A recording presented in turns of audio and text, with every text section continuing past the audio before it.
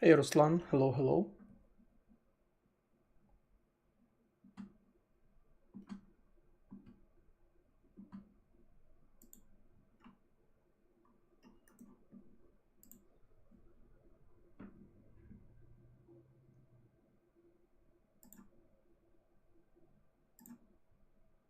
Hey Okamo, hello. Welcome, welcome, welcome.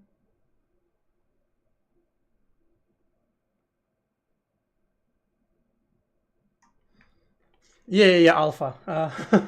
I actually, this issue was so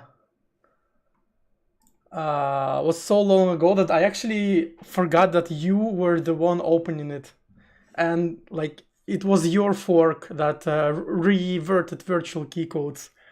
I actually forgot that it was you.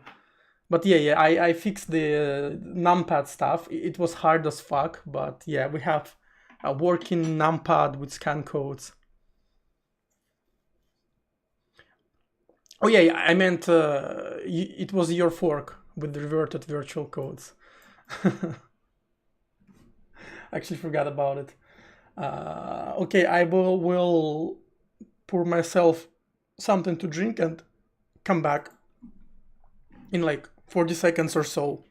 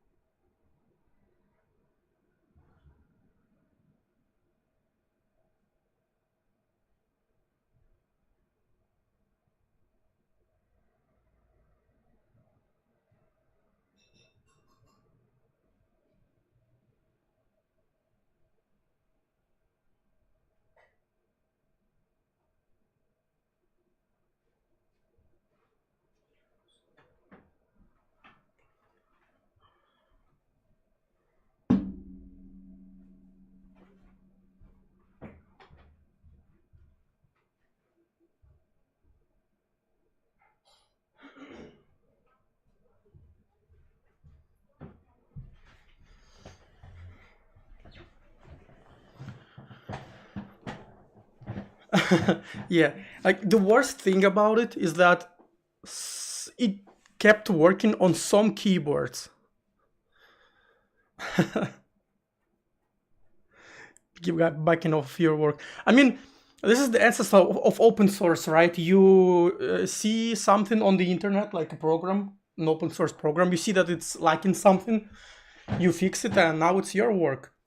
So I wouldn't call it piggybacking off of my work. It's your work, man.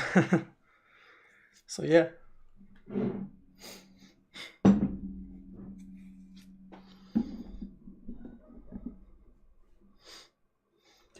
I found an ideal get lean scheme. Basically, the way I live now is that I only have one meal a day, so lunch. I don't have breakfast.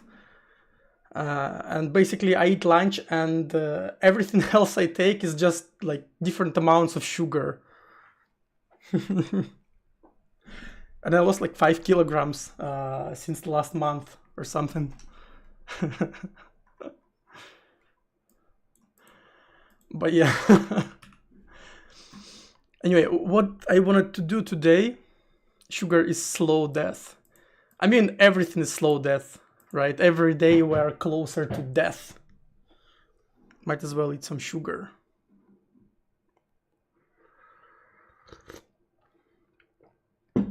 Also, let me get something to sit on.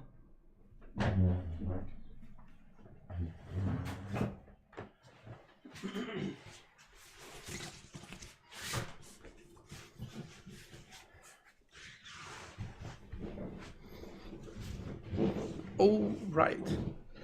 Welcome everyone who's watching already. Today, I'm gonna work on this UI. I wanna make it a little bit more, well, not really pretty, because we are real programmers. We don't make UIs pretty, but just a bit more usable with settings and a bit more foolproof. And then maybe it's good enough so we can ship it. So we'll see about that. I wouldn't want to yeah, I read that already. Healthy people dying of old age or just dying of not dying. Yeah. I guess I see what you mean. Chocolate chip cookie in Nima.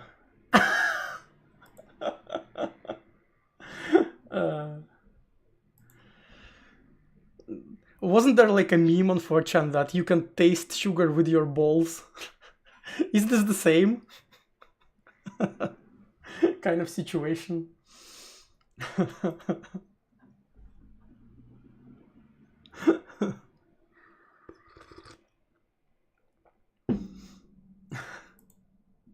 Hey, thank you for compliments.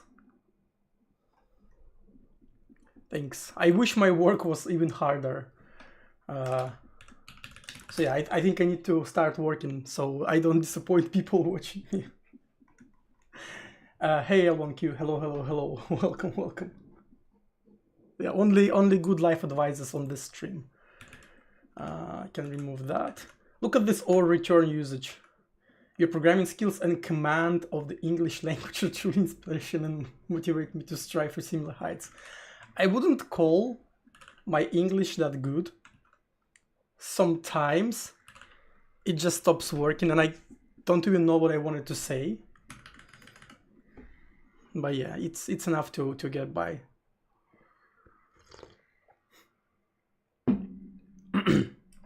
Command of the English language. I would love to see you program something related to artificial intelligence, large language models, or neural networks. Yeah, same. I mean, I'm not like that much into AI. To be honest, I'm not even that interested in it. But yeah, I would really like to meet you again.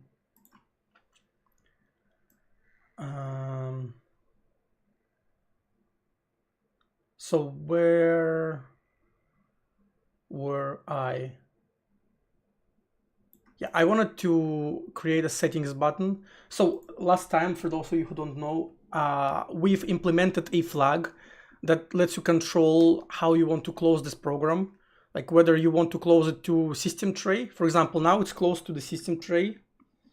If I open the compilation panel, you will see that it's still running, right? If I click the programs around, you can see that the lock window still detects an active program, right? So even though there is no window and there is nothing on this panel, it's in the tray, which is behind my camera. Yeah, I know, but if I click on it, we get the program back. And this flag is sitting in the settings, but yeah, this flag is sitting in the settings, but it's not in the UI, and I want to put it in the UI. Your English is pretty good. A 6-week-old baby can probably speak better Russian. I know from personal experience that 6-week-old babies can't speak Russian.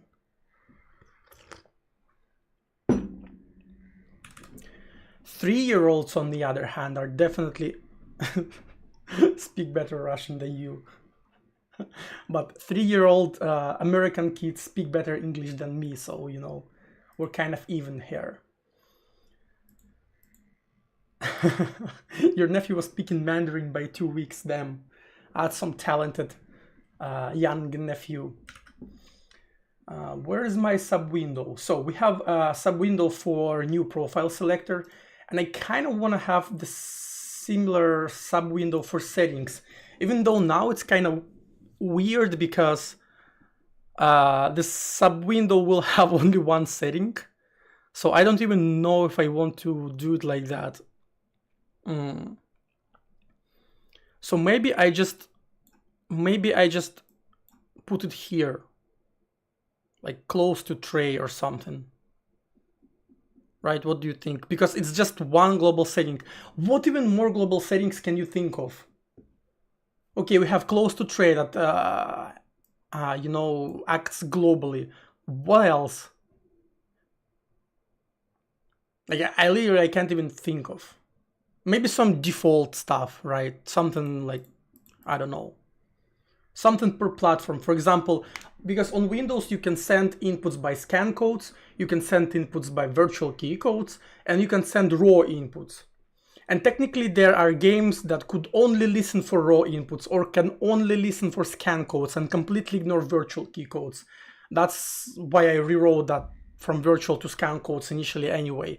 So maybe on Windows you could let to control that globally. Probably both globally and per program. Per game and globally probably. So it would be, I don't know, I don't think it even makes sense to make that settings global. So for now, it seems like the good way to do that is just to put a checkbox somewhere here. Right, so let's do that. We have a code to add button settings below add to calls wide and switch to setting panel scene. Yeah, I mean, it's easy to do, but I don't think I need a separate screen now because there's literally only one setting. You know what I mean? What's that? Emergency quit button. New profile subwindow. Active profile settings.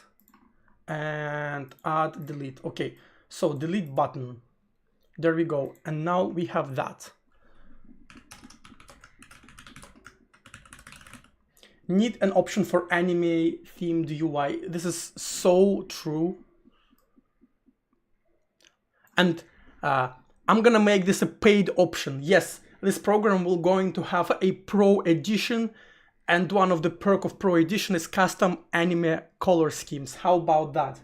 Does it look monetizable enough? And also custom sound effects, you know, that when you, for example, press a mapping, and anime girl will do something like or yeah, and you can own your enemies in Counter-Strike. Yeah. That's some epic pro edition. I think with this monetization scheme, I will be able to work on this program full time while supporting my family. Yeah. Anyway, add button, dull button rect. So we have profiles, heights,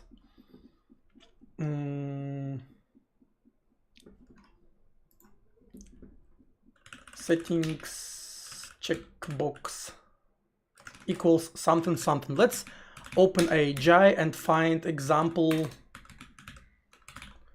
from get-rect left hand. Yeah, here it is. So this is an example from main get-rect repo, and if I compile it, example GI and example.exe. Yeah, let's do that. Yep. If we do that, hopefully it works, and of course it does. And close a bunch of sub windows. We can see there are, you know, checkboxes. So that's something I want to do. Ooh, and they're wobbling. Look at this. They wobble. Ooh, holy shit. That's fancy. 10.99 per sound effect. True.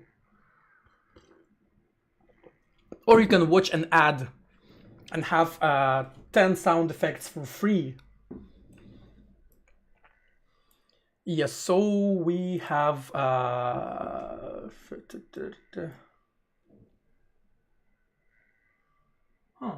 interesting. It didn't actually scale on my 4K screen, but it doesn't matter for now. Checkbox. So we have checkbox theme. We have a font. Why do you need a font? Probably for the label, I assume. So let's copy that. Probably somewhere here. a checkbox theme, font equals button font, and we have a get rect for checkboxes. And we need a character height. Interesting. So let's just copy that. And go down there. Go here. So rectangle, this is probably, let's do like 50 by XY, 50 with like 100. Oh, XY, and X should be something like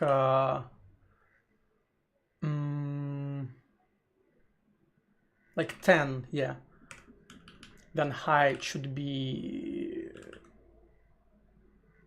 XY. Yeah, it's Y. So del button rect dot Y plus, I know, plus 10. Then width is probably also 50. And height will be button font character height. Interesting. Let's do that. Let's comment that out. Let's do that. Vertical, we need a pad. Yeah, I see. This is like multiple kind of checkboxes in a row. We don't need that.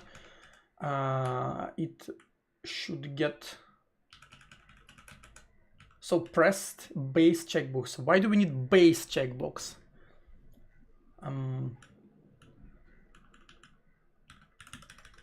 We don't have a loop. So base checkbox name will be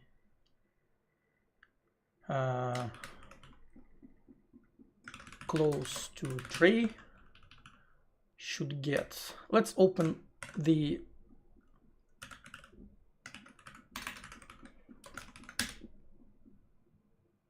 okay, there you go. Damn, rip grep is so slow on Windows, holy shit.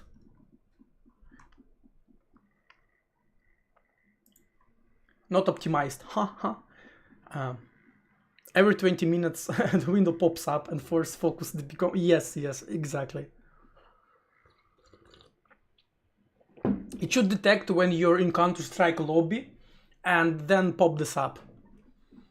So it's still usable, but annoying enough so you pay. Base checkbox. Why do we have base checkbox? Do we have just checkbox? No. I wonder why it's okay. So radio. So the checkbox is kind of an amalgamated file, and it has two ways to do radio buttons with pointer to an enum. It has checkbox flags. You can do checkbox flags, and so it prints the checkbox for your enum, kind of, right? That's pretty cool. We might use it later.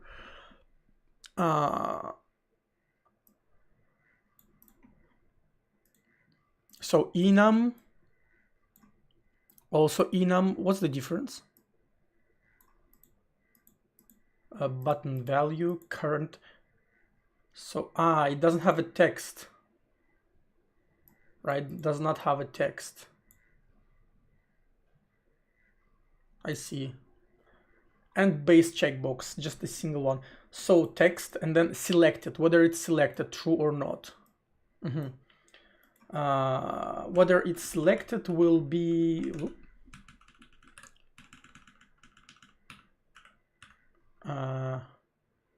close to tray.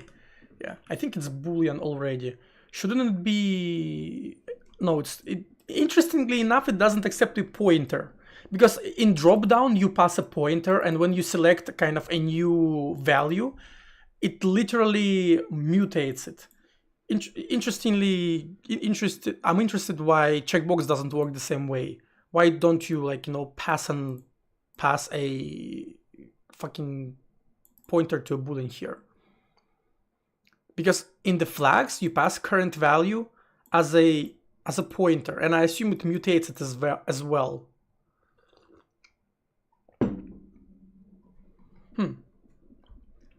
Okay.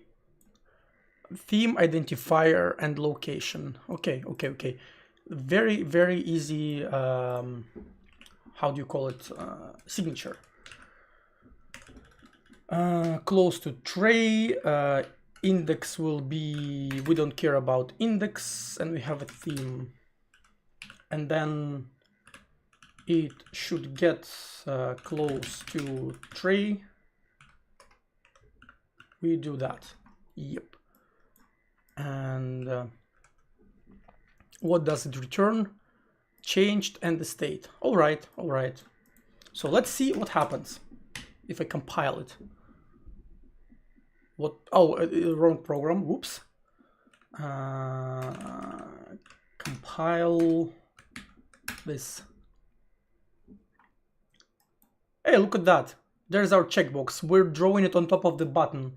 So we need rect plus tell button rect.h plus 10. This is how we need to draw it. Yeah, all right. And it seems like the rectangle is required to also fit in the length. So what we're gonna do here is we will provide a width that is enough to fit. Here, instead of 60, we'll do something like add button rect.w plus del. Actually, no, you know, we have a profiles width plus maybe nothing, just profiles width, so it's kind of wide enough to be aligned with the profiles. Yes, something like this, close to tray, and we can and I also need state, so we render the wobbling animation. Yeah, because currently we are suspended because we don't respect that. And I also see that the label is slightly misaligned. This is probably just general kind of checkbox related bug. So I need some kind of a label before that. Where's our y plus h plus, let's do button height. And also we need height slightly bit higher, so it's gonna be 90 by 900 by 900. Yeah. So something like this, right? Something like that. Does it work, I wonder? So if I do that, will it close? Hey, look at this. It actually just fully closed. And if I rerun it, I don't serialize it, right? So when it's changed, I need to save it to settings.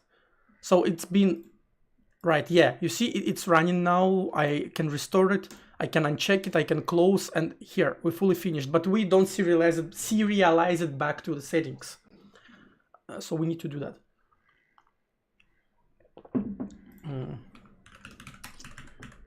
Let me put a bookmark here. Pressed. It's not really pressed. It's whether it's changed or not, right? So it's changed. Yeah. Bro.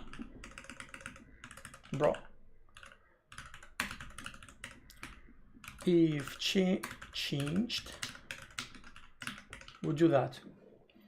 And I think I decided to start doing all of that in kind of a blocks, so then it's easier to, you know, extract it. So let's do that here too. The fuck is vertical pad? Yeah, I don't use that. I don't use that. Pressed. It's not pressed, it's changed. And also I need to get a state because I will probably need to inspect the how do you call that? I need to inspect the state to see if it wobbles or not. Why is the word wobble so hard for me to pronounce? I don't know. I do not know.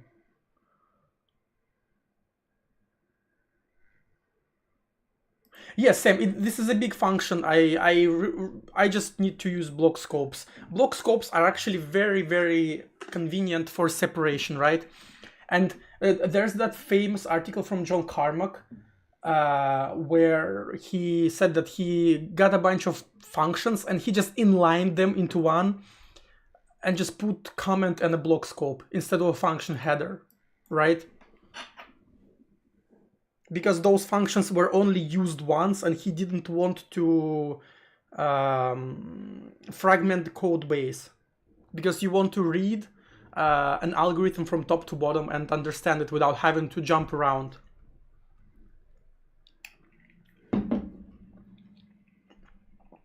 And block scopes are goated for that.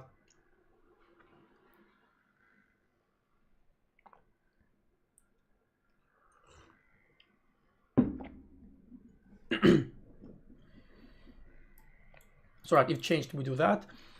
And finalize state. I think I don't need to pass anything, yeah. Let's see if finalize state actually... So when I serialize... Oh, I actually do that. Let's see, it should work now. So close to tray, I uncheck it, I close the program, it closes, I reopen it, checkbox is unticked. Hey, that was easy enough. So now if I do that, I hide it to tray. Let's go. Let me unhide it. And let me actually exit the program through the tray. And now if I recompile it, it is ticked again. Nice, that's implemented. Now I need to support the wobbling animation in a suspended state. Let me inspect the checkbox, how do you call it? Checkbox state to see if it has, okay, nice. It has a button state and selected T. I bet that selected T is what I have to inspect to see if it's if the timer is still inspired, because T is kind of the timer, and that's what I use on a button to see if the animation is in flight. If we're going from unselected to selected, then make selected T be at least as high as pressed factor, so that by the time we reach the what? Reach what, John?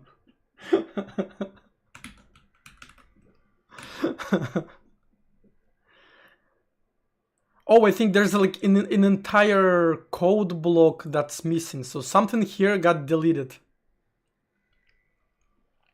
Right? So maybe it's not used anymore. No, it's used. Vibration. Nice. Okay, so this is the state that we're using, right? State selected T, surface color selected T.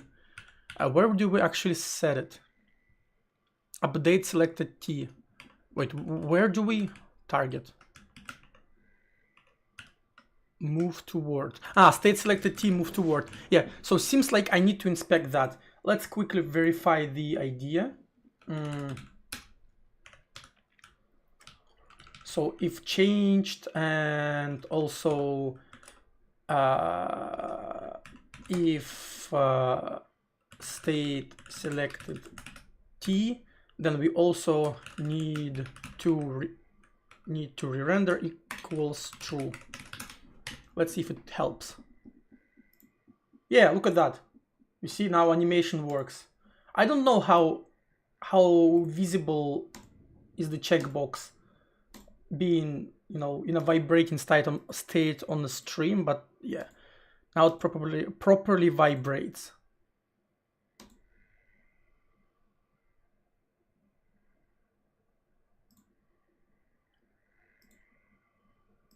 Cool. It's a bit pixelated, but maybe it's due to... Oh, so there's no any like anti-aliasing. I bet the checkbox is just two rounded rectangles, one within the other.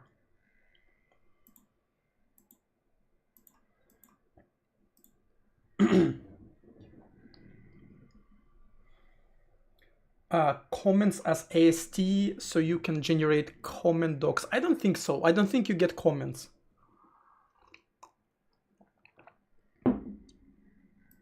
I don't think you do. Nice. And I think we need to do the same thing with checkboxes as I did with buttons. So in my UI.jai, I have a button wrapper that checks that, right? Sets need to re-render. So I don't need to do it in my main UI loop. And I just call it our checkbox. And it literally has the same exact how do you call it, header. Yeah,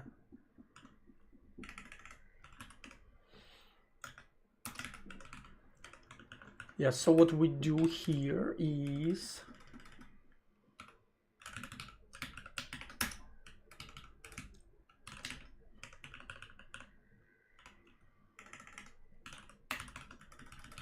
our checkbox, and we do changed state equals gr.checkbox, and we pass in rectangle, text selected, theme, identifier, and also what was there? I think it was location or something, no? Lock and lock. Yeah. Yeah, look, I just started passing location as well.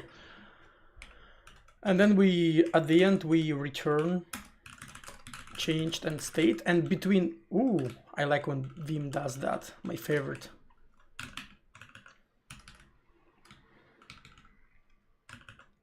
And if state that selected T, then I do need to re-render equals true. And here I'm doing using current program state. Yeah, there you go. And so I don't need to do that here. Checkbox is not a member of what? Oh, it's base checkbox. Yeah.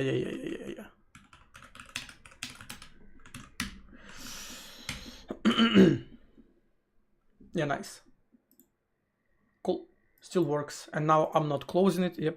It's in tray. Epic. Super.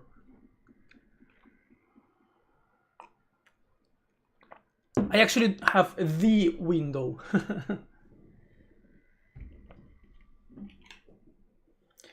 Nice.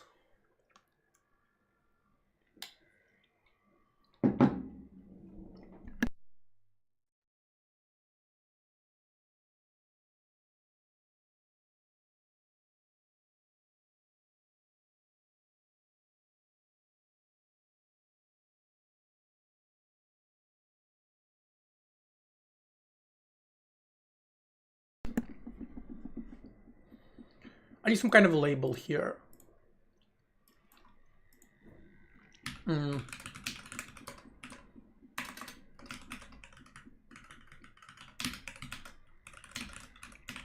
Get rect, and X will be 10. Y actually will be, that's gonna be Y. And I need to do like Y as something running, so I don't do this every time, right?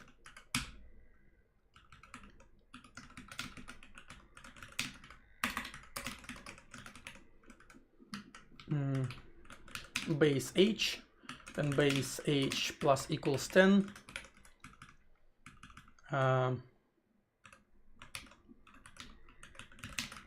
Base h, and width we have profiles width,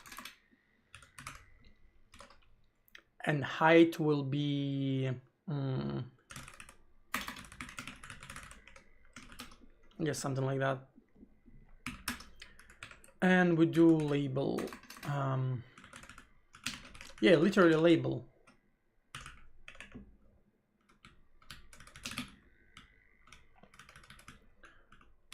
Label rect, and this will what will it say? It'll say something like global settings, right? A declared identifier label theme.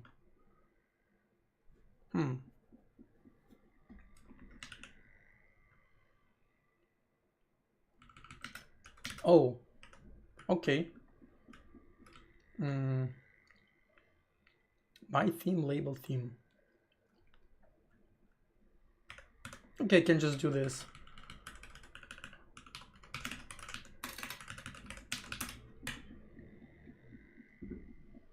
Ah, shit, I fucked up.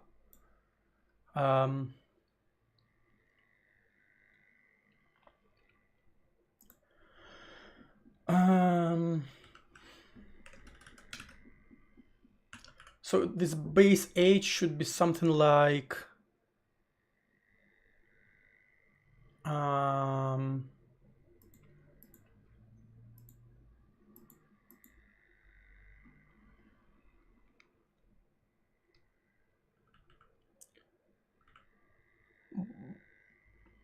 tell button y plus button height.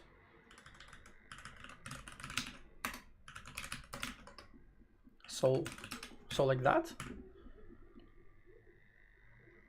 Yeah, kind of like that.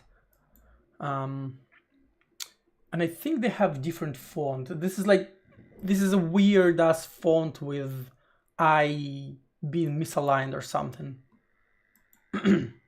So I need to go my theme, like here, theme label theme font equals button font. I want everything have the same font. Yeah, that's much better. This is a better font. And default alignment should be left. My theme label theme dot left. I think that's what how you do it, right? No. Alignment.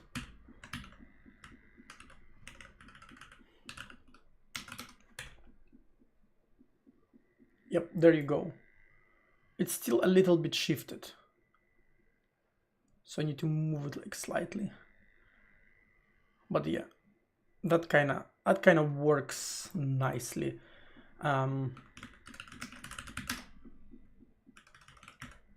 it means that here, oh,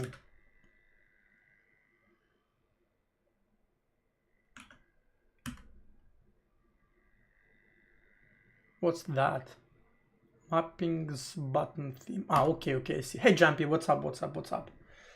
Hello. Ah, yeah, I kind of modify an alignment here. All right, that's fair enough. So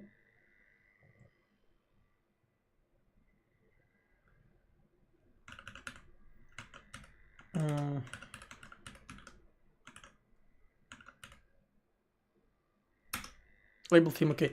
Alignment pad ims. I think I need to remove alignment here. Something tells me.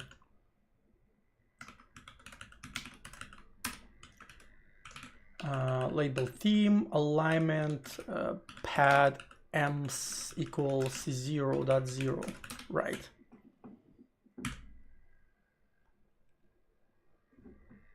Oh, doesn't really help. Still have the alignment. Oh, and these labels are fucked too.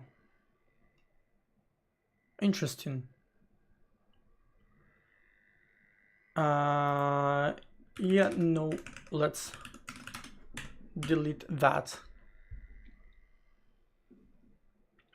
And add mapping alignment kind of got fucked too. Add mapping rect.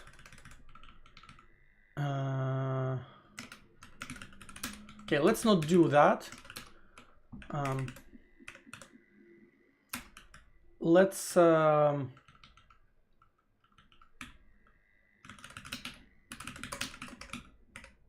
shit. Dude. My theme, button theme, label theme. Ah, no, it was fine. I just needed to do it like this. Yeah. Oh, wait, what?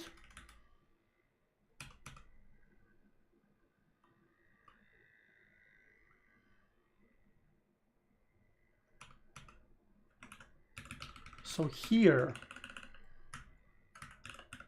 I fooled myself. Yeah, there you go. Here we are, look at this. Perfectly aligned label, nice. Some nice little perf wins today at work. 2x and 5x speedups by avoiding doing stupid shit. The git blame on colleagues, always a pleasure. Nice. I'm doing great. Just adding the UI for this like close to tray. Then we'll improve this one. So what I want to do is I want to exclude myself, like this particular program, from adding map. Although, yeah, probably. Do I want to exclude it? I mean, probably no. Probably not really. What if someone wants to like remap stuff? I don't know. Probably no reason to exclude it. But for Windows, right? So for X11 it doesn't make sense, but for Linux you really want a way to just select executable by path, right? As opposed to selecting from currently running programs. So I probably need like a something on top here to like select a program that opens a file explorer, and you can select it.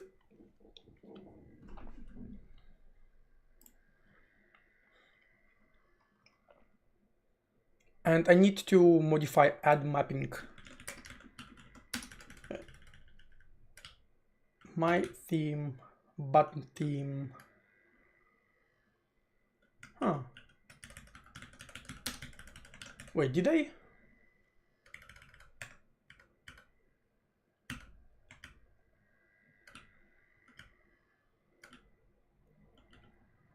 Interesting.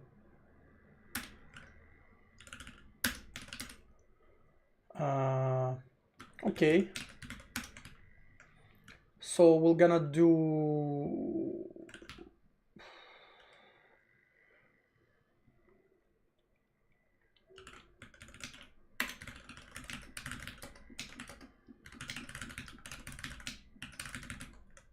and add the mapping theme, label theme, alignment, center.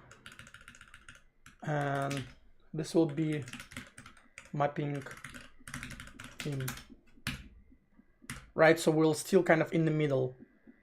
Yeah, so this kind of still is still like that. Yeah. Cool.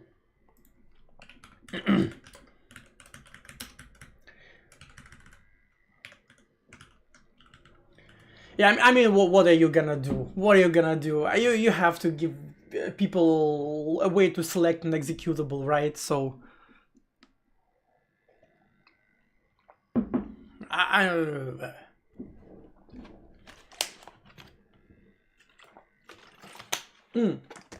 What we need to do is you click select executable, and it tries to open file pilot, and if you don't have file pilot, it says you must purchase file pilot before you can open executables, right?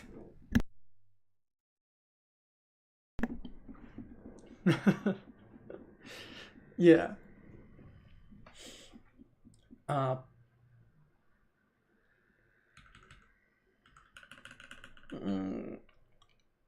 probably want to have not just base. This is not H, this is Y. Right, this is Y. And this is also Y. Button heights. What if we do not button height, but wait, no, this is correct, but instead of H, we're doing font. Why like this? It's still too far.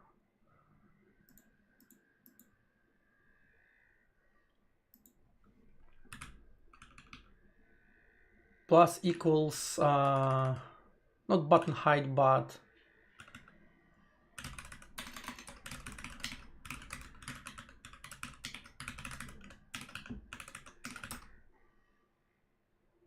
actually I probably still want to just do this. Just bump it a little bit. Okay, this is too little. So it should be probably plus just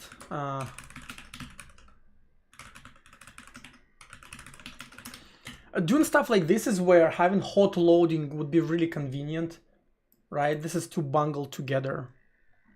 So yeah, probably plus 10 is justified, to be honest. Yeah, global settings close to tray. Maybe I want to have a slightly bigger font for this. So like it's a title or something. I don't know.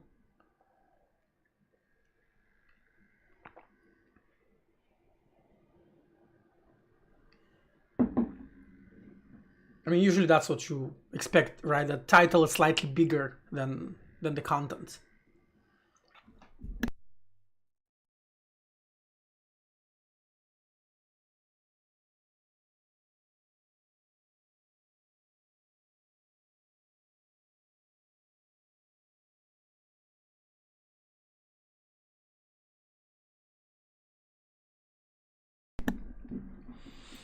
I'm not really in the mood to load another font at another size, I mean.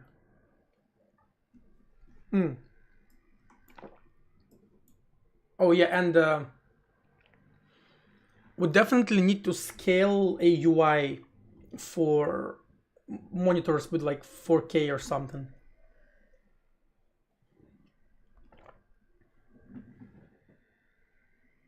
Because at the moment we don't do it, so on another monitor it looks smaller.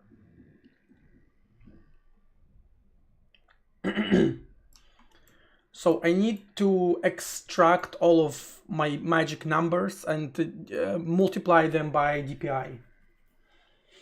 But this is probably something I do off stream because it's not something you can stream, right? Because you can't like capture both of your monitors and show them conveniently live. So yeah, that's gonna have to be offline. I can init another font. Maybe header font. It's gonna be the same one, but header height is gonna be 60 divided by DPI. I even have a placeholder for DPI, and maybe by 20, right? And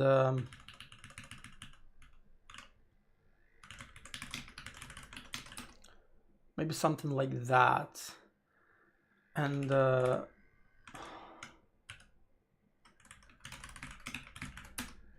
wait, where's it defined? Ah, here it is. It's gonna be header font. And when we set font, then we label theme font, blah, blah, blah. And I guess here, when I do that,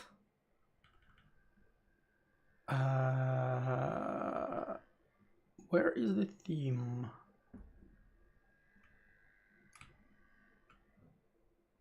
Yeah, here it is. So theme equals my theme label theme. Theme that font equals header font. And will that be enough? Ooh, shit. Label theme. What else? Oh, shit.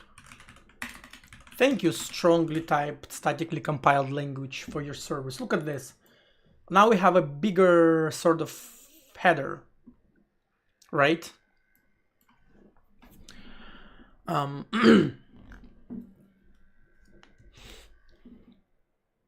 Yeah.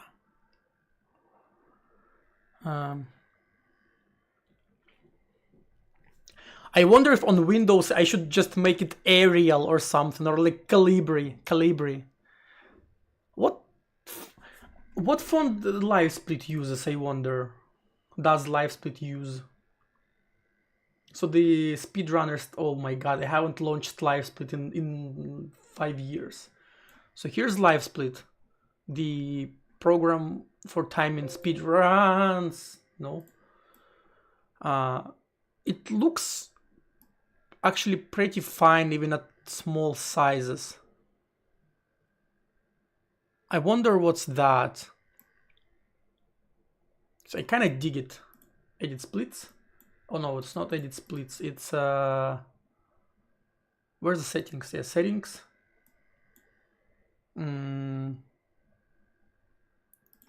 Where is you? Ah, it's layout. I totally forgot how to use LiveSplit. I haven't speedrun in 2000 years.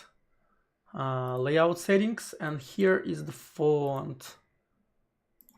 Where the fuck is it? Oh, Sigoi UI. There you go. Yeah, on Linux you kind of stuck using in browser. At least now it has a way to run, you know, like load removers and auto splitters, right? But yeah, you kind of stuck running the TypeScript stuff. Yeah. Yeah, LiveSplit has issues, but it's literally better than any other alternatives. A long time ago, I doubled a little bit in my own speedrunner timer, but the project didn't really go anywhere because I didn't have time back then and I didn't have enough motivation. And the most important is that I didn't have GI access, so I had to do it in C++. And and it was like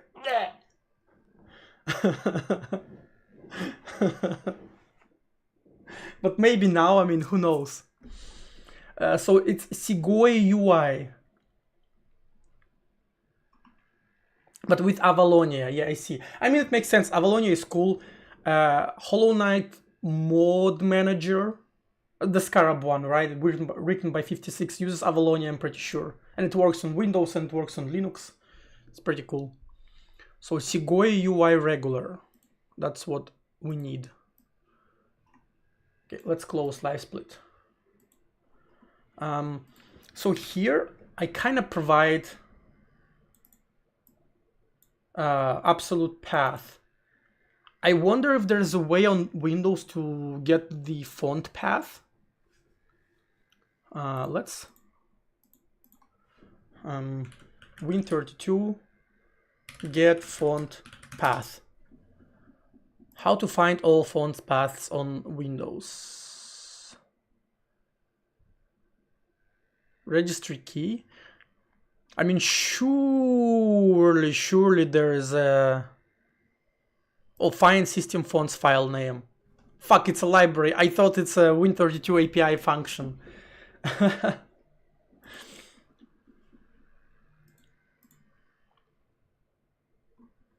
Get font data. Oh, okay. WinGDI. Aware. What's that? Device context. Offset. No. I just literally want a path to the text. Literally. Is there just a function called to do that? So I don't have to hard code Windows, like system32, blah, blah, blah.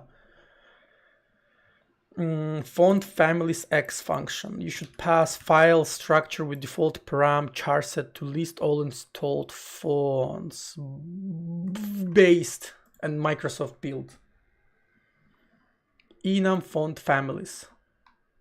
Oh, WinGDI.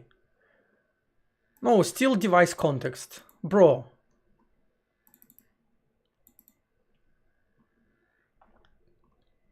Bruh. Inverts all uniquely named fonts in the system that match the font characteristics specified by log font structure. Pointer to application defined callback.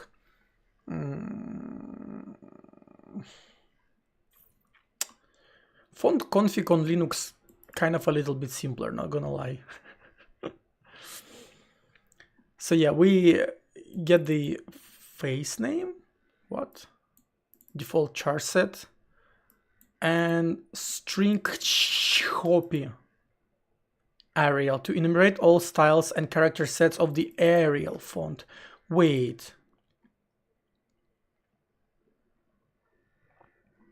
How the values are used, right? So it uses this structure log font. Let's look at it. Oh my fucking god. Do we have face name? Maybe this one? Members. An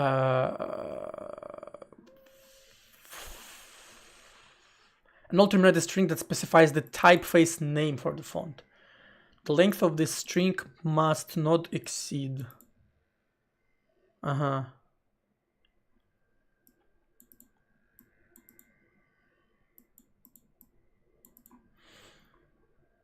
So it's only the name, so it's not a path to the file, not quite.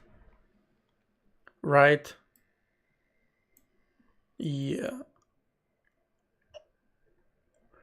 What's there?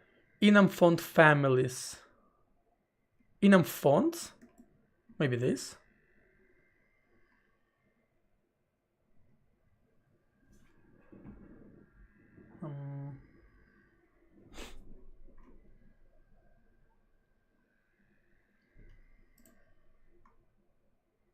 Enum fonts function enumerates the fonts available on a specified device. Ooh. No, it's... Return value... The last value returned by the callback. Oh. I see.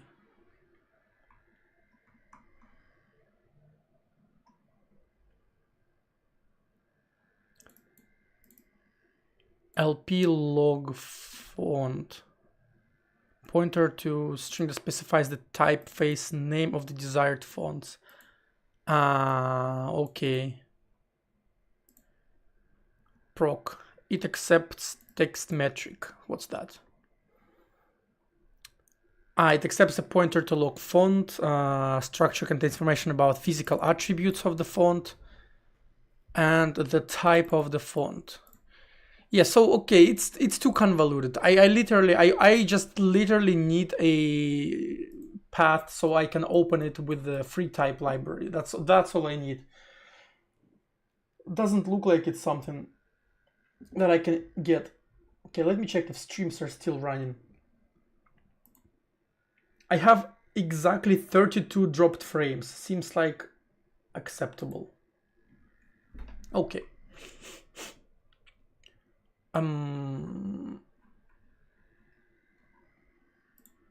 Right. Also, Segoy UI. I wonder where is it? Where is it on my computer? Is it like in System32? Let me actually open it in the file system. I don't know why I moved my Explorer to another window. It's not like showing you contents of my System32 makes it hackable or something. But we're in a high security mode. Where the fuck?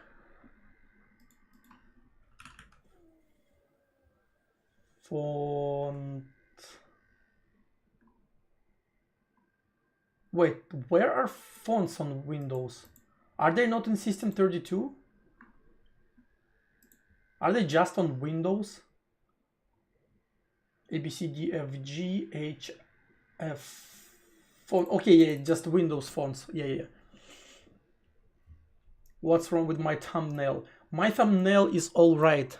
I don't know what you're talking about, man. Segoy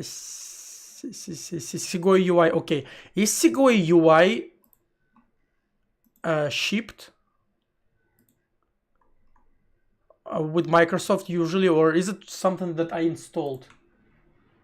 Doesn't anyone know? Is Segoy UI font standard on Windows? Segoy UI is the Windows system font. Okay, so it's literally always exists. It literally always exists on Windows. Nice. If I copy properties, can I? Segoy GTTF. What the fuck is that? Ah, it's emojis.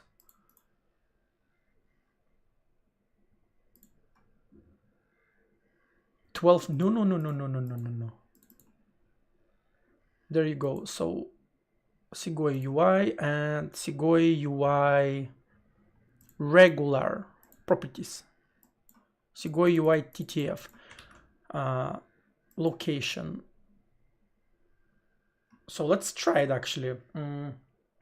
Get font at size. Let's see what. Whoa. What does accept? Either memory or path and the name. Okay, so path will be Windows fonts, and the font name will be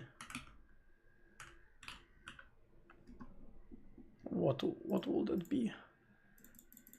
This. Let's see if it changes anything, or we fucked up. Ooh. Oh shit, it's double backslash. Hey, look at that. Isn't it beautiful? I kind of like Segoy UI, not gonna lie, it's a cool font. Maybe I should use that on Windows. Like, compared to Open Sans Bold, which is really fat. Maybe I shouldn't have used Open Sans, bold.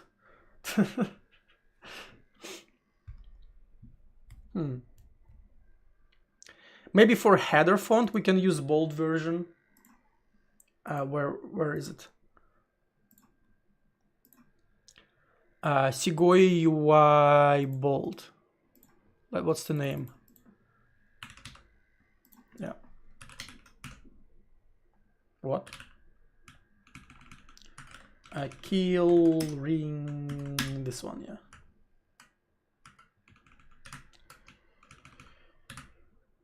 Reminder that Emacs has literally clipboard manager built in, which is a bit scary if you try to stream something and you have sensitive information in your clipboard, and if you do like yank from kill ring, right, it has a bunch of stuff in the clipboard. Right, so it's literally clipboard manager built into Emacs. In case you override your precious keyboard, you can fetch something out of it still. I use it quite regularly.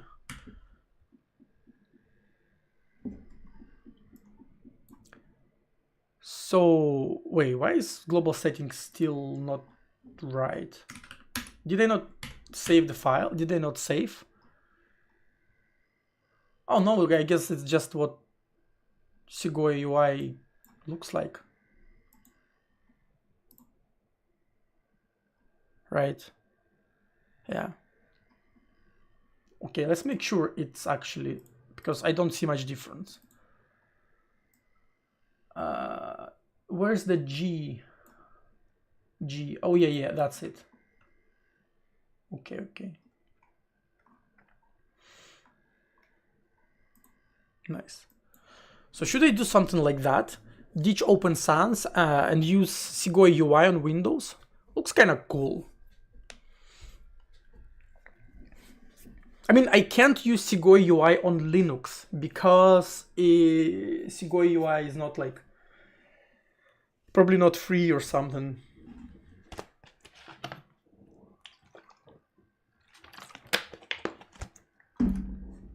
Let's get Open Sans that's not bold. I think I have here. Hey Vishnav, hello. Vaishnav. I hope I pronounce your name correctly. Data. So yeah, we literally only have Open Sans bold. Let's get Open Sans that's not bold. Open Sans font. Open Sans was designed. Ooh, look at this, beautiful. Maybe I should use hack. Hack TTF. I think hack actually I should have it here. I'm pretty sure I have hack here. Calibri, Huibri, where's hack? Hack, there you go. Bold and regular. Let's copy that to my fonts folder, to my data folder. Hey Bounty Hunter, hello. I see users, blah blah blah, projects, socd, I assume. Yeah, data, and just pass them here. Hack regular and hack bold. Main. So let's copy those and let's revert. Yeah, let's actually, I'm not gonna revert. I'm just gonna do data and hack regular TTF.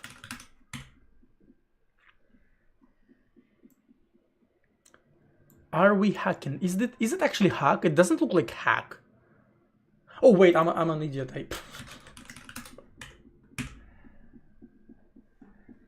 Hey John, what's up? Oh yeah, this is hack for real. Look at this. Do you like this hacker interface? This epic monospaced font? Do you like it? We can play with fonts whole fucking day, and I'm not gonna be tired of it. Ooh.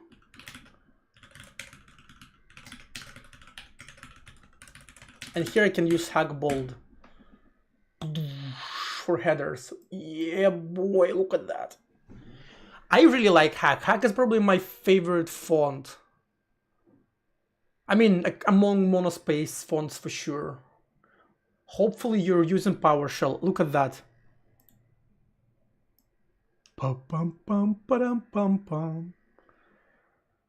course I'm using PowerShell. What else would I be using? Fucking CMD? What?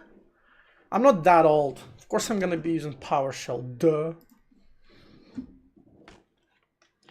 Mr. Streamer, what is your favorite graphics API?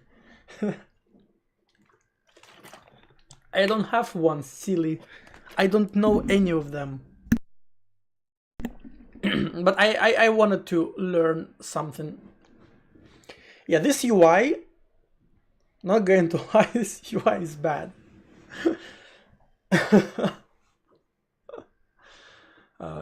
Yeah. TK interported to Jai. True. I mean, no, TK Inter is not ported to Jai. At least I've never seen anyone using TK Inter with Jai. Yeah, I haven't saw anyone doing that. The only UI I saw ported to Jai, I mean, besides ImGUI, of course, besides Dear ImGUI, is Clay, the recent hotness of C immediate library, immediate UI libraries. Emacs has integrated terminal, but I don't like using terminals that integrated in Emacs. Besides, I have a custom function in Emacs that lets me open a system terminal in a project root. So I press Ctrl XT, and here you go. I have PowerShell opened at the root of my project. Actually, it was very hard to implement on Windows. Look at that. Open, how is it called? Terminal. Yeah, so I have like a terminal defined, right? So if is Windows, it's PowerShell.exe, otherwise terminal. And it also, yeah, tries to determine system OS, right? Like sys get env terminal. So yeah, I'm trying very hard to detect the correct terminal. And then on Windows, start process PowerShell is my terminal command. Right? And then I use those terminal args in the procedure, well, I guess Lisp function, terminal open in project, right? It sets up default directory, it tries to get the current projects, does some kdr. This is like Lisp magic, black magic of Lisp, and then it starts the process, and that's it. It looks small, but definitely required some digging into Lisp. Bro, I don't even see those parentheses. Like, they literally don't exist to me. I just see expressions. It's the same like Rust programmers, they don't see angle brackets, you know? They don't see angle brackets and all the punctuation. They just see a beauty of type theory.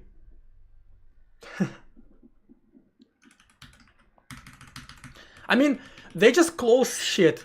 You can easily, you know, do it like that, but right, but why would you? Right, you can do that, but why?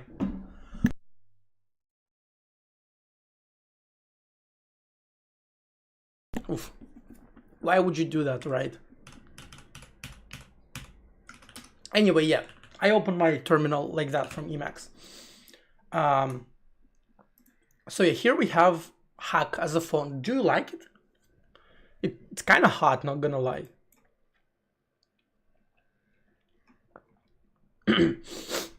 My only sort of make me look like a pro. It's kind of hot. The only potential issue with it is that maybe it doesn't support certain like diacritics. Maybe if someone like binds their key to some weird ass Norwegian symbol, right? Maybe it's gonna get printed like shit. Right, so if I mean, it supports Cyrillic, I know that for sure. But yeah. And it lets me type in Russian.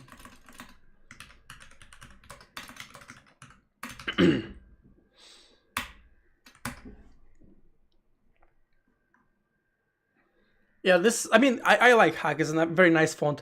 I just found, just noticed that in interesting artifact, right? If I align this label exactly on the center, it looks misaligned because these are not subdivided by 3, right? Because of that.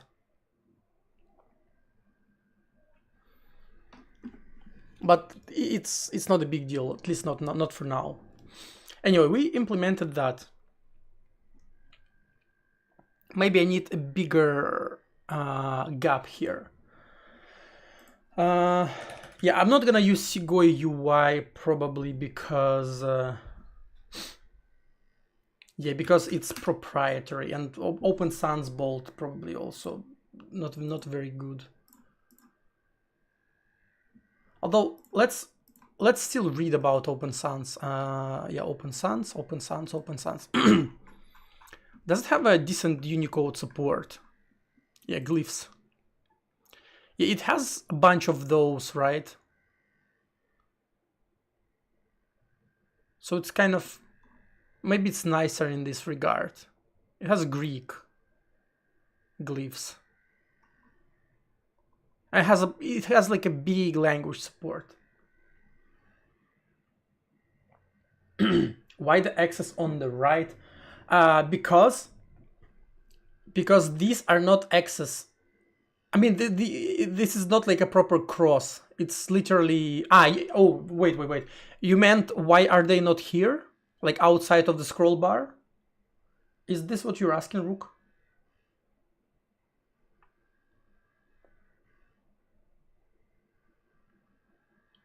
It is kind of an implementation detail of the scroll bar area, right?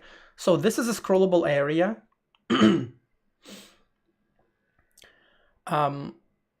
Actually, it's fixable. I can just expand this. So before recently, I didn't even have this button. Like, it's been like this. So there wasn't anything to align, and this cross button, it's not gonna be present. It's not gonna exist in the final version. This is literally just an emergency close button. All it does, it literally sends exit 1. I added it for when I developed the program on Linux, and on Linux I tend to grab my keyboard and it can be too sketchy sometimes because it's very hard to ungrab it if I mess up. So I added that just so I can click on it with mouse. Actually, shouldn't even have it at all. It should be like this. So there's nothing to align it with. Right.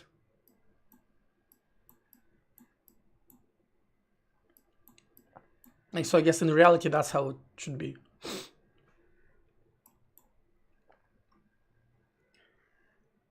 Hover should be a pink color.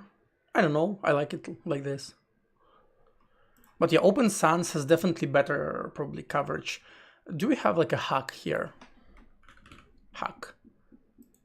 No, probably because it's like not a Google font or something. Hack font.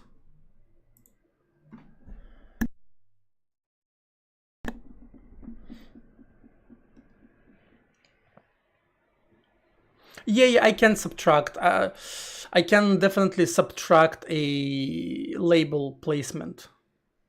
Well, not really, because yeah, I can set label to the center. I can set margin differently, so I can hack that for sure. Do we have glyphs for hack? So character set ASCII, Latin 1, Latin extended, Greek and Cyrillic.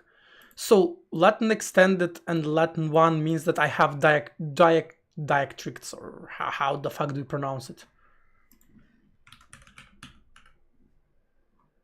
Do I have a list of glyphs? Can I? No, we cannot.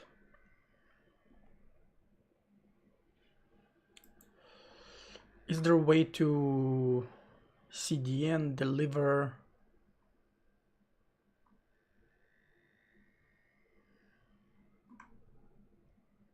Can I just look at the font?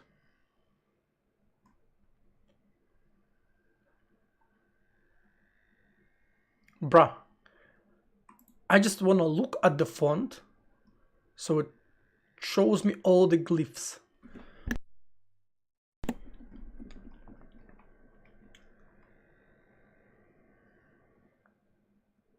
Oh, there's alt hack as well. A stylistic alternative glyph library for the hack typeface. What does this do? Glyph. To support drag and drop on overwrite existing source. Oh, fuck you. Okay. I mean, I'll probably go with hack, and then when people start coming at me with, oh, doesn't support font or something, well, we can probably do something about it. But yeah, let's maybe align this. Here's our add mapping. And we have a theme, label alignment, and label alignment pad ems. Yeah, by default it's 1.0, and if we do 0, what will it be?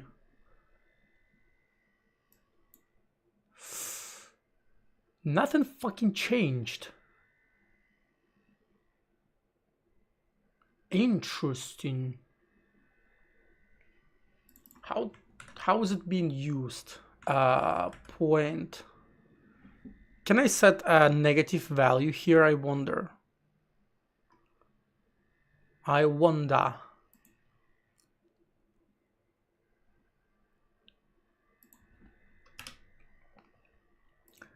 So left x plus center, x plus width minus text width.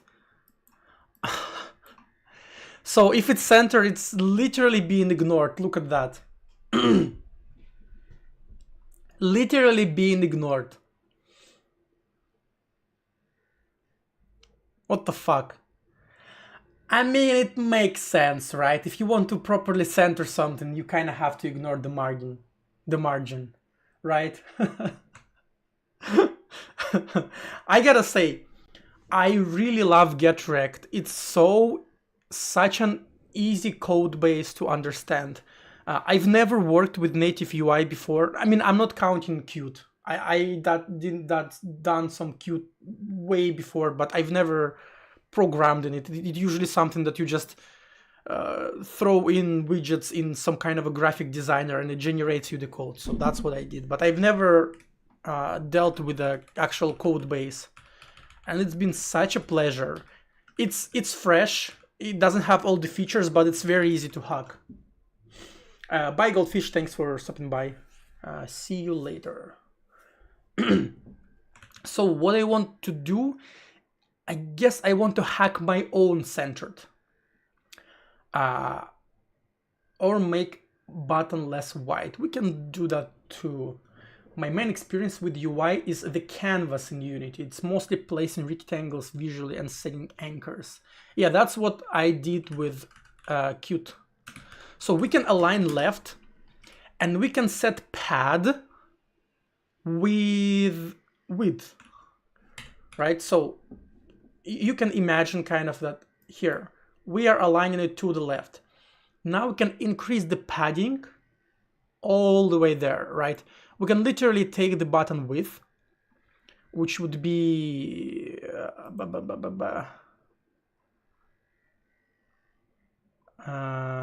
new profile sub window. Wait, why is new profile sub window here? What? This literally should be. It literally should be on top of active profiles. It literally should be here. Does it still compile like that? Nope. Because where is add mapping rect? Ah. Wait, what? Ah, because it uses add mapping rect. Yeah, because it tries to draw itself on top of it. But still, I will just I will just put it on here, and instead of add mapping rect, I would call it just right side rect, right? Like right side rect. And here I would just, or maybe even globally, %s add mapping rect with right side rect, and I just globally search and replace it. Ooh. Ooh. Yeah, I'll just search and replace it globally. And I think I fucked up. Profile start. Yeah, another one that is profile start. Where is profile start? Yeah. Profile with. So it also should be somewhere here, and it's gonna be right side. Right side start, right side with. And we search and replace start with right side start. And also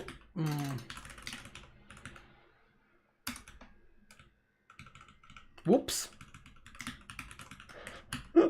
Maybe not here.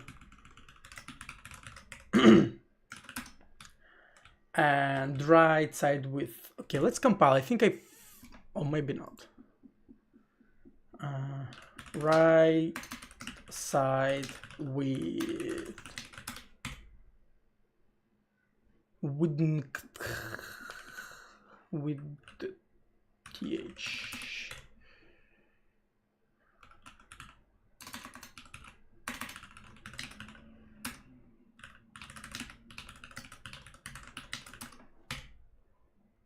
Okay, yeah, nice. So we have that, and then we have yems. Yeah. So now we kind of have we can kind of align it. We can use right side start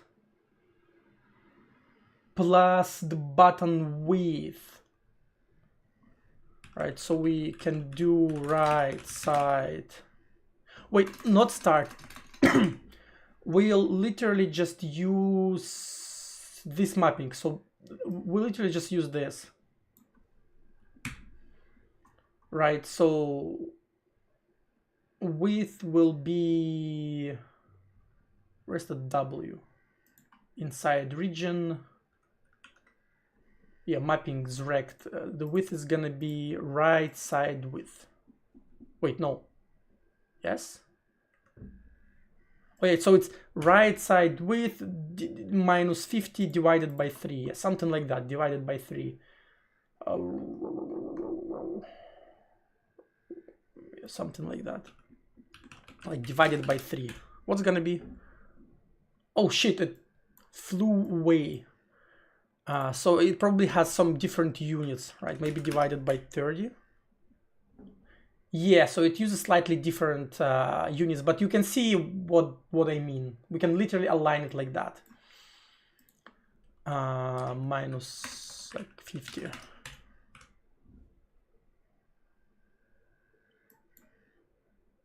Yeah, so what kind of units it uses, I wonder? Hey Eric, hello. What if default I bleed in color palette of simp is an intended choice to force dev to search how to change it and learn library? But it's a nice color palette, come on. Wait, I missed out of chat, let me catch up.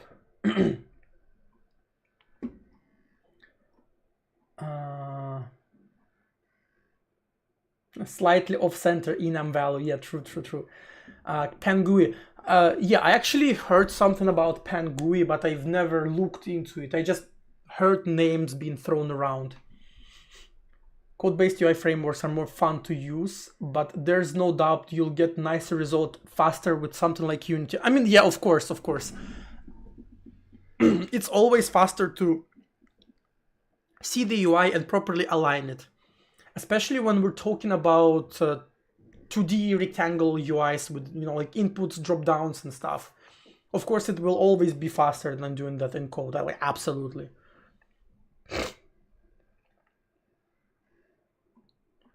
And but it also has a lot of corner cases. I remember in QDesigner, there were like those springs to set like flexible regions and spacers, and they would always be like nested, and it would be harder to manipulate them. So yeah, those, you know, like WYSIWYG, like what you see is what you get kind of tools, they always limit it. As soon as you want something like really hard. So maybe you can do some kind of a middle ground where you have like a cute designer where you just throw stuff around, kind of align it initially, and then it generates you the code that is kind of, you know, humanly readable and modifiable, and then you take that and then you modify that to your liking. So maybe something like that. And then you would be able to open your final version of the code in that designer, and then maybe you could iterate through the GUI tool. So maybe UI that's something like that, and the kind of an intermediate state has a value, which interestingly enough kind of aligns with what I'm doing professionally now.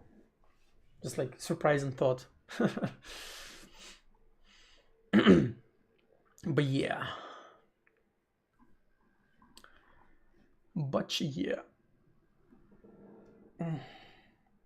I usually only see people referring to imgui as in the library. I mean, you know, I don't really hang out in circles where I don't really talk a lot about game dev with game programmers, like professionally. So to me, when I hear imgui, I usually think the paradigm, you know, the API style, not dear imgui, the library. But I can see that, you know, most devs just equal to. Anyway, I need to figure out what kind of units is this. So im theme pad, what the fuck does im do? What's that? Nodes like this. Yeah, get wrecked. Float if font return.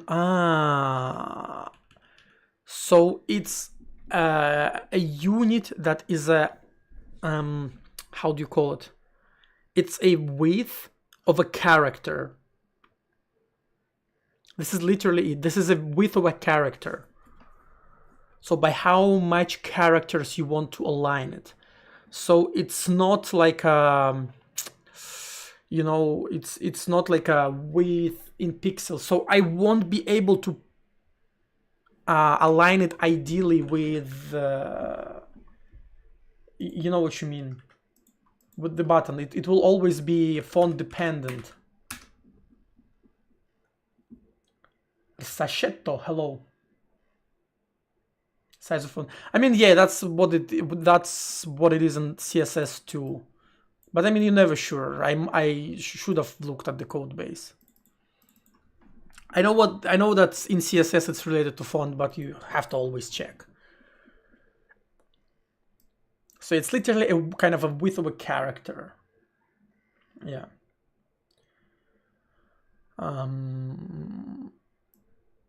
Right. I mean, maybe I can do that. So it's kind of okay. If I look at the UI, let me remove that. Ooh, not this, not this, this. And then recompile. And so if I want to align it, I need to offset it from the left by as many characters as I can fit here, depending on the font. I mean, there certainly is a formula that I can use, you know, to check the font width and, you know, kind of just translate the width of the font to the size of this rectangle. But this seems kind of convoluted. I don't think if I want to do that.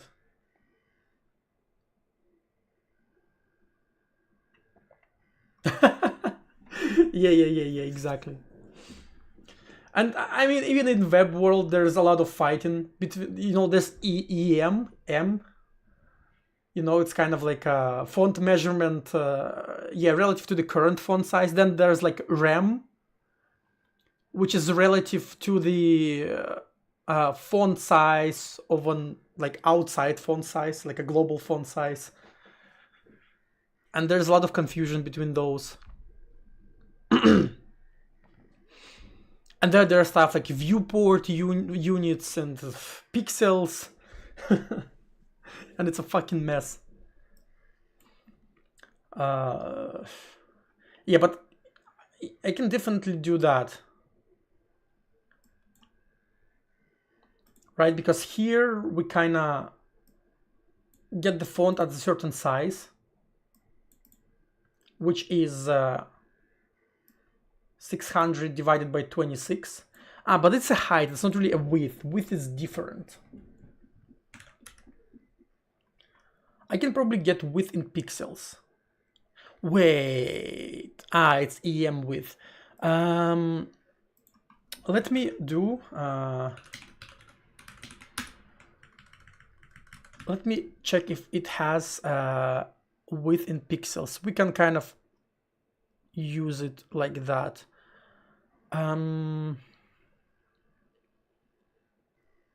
It has height. This is probably in pixels.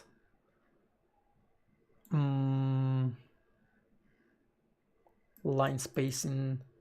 So yeah, I guess that's what it has.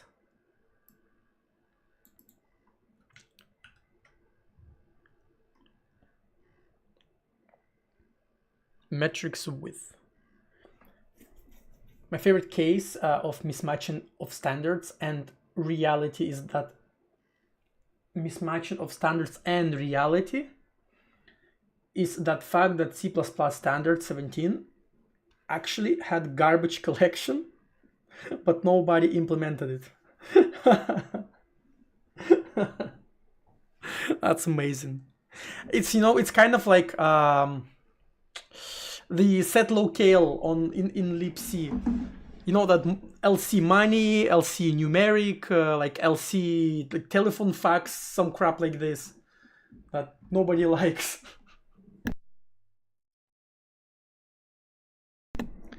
Stuff that nobody literally ever used, and I think only glibc has implementation for it. Yeah.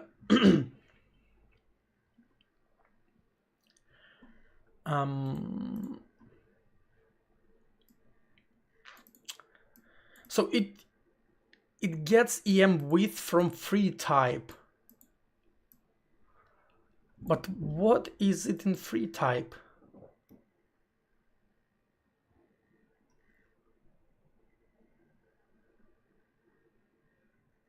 Face glyph metrics width.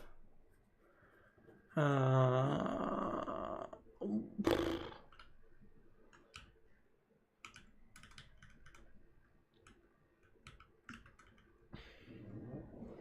guess it have FT face, right? Which is FT face. It's just like a pointer. So it's like an opaque struct, right? Yeah, it's a handle.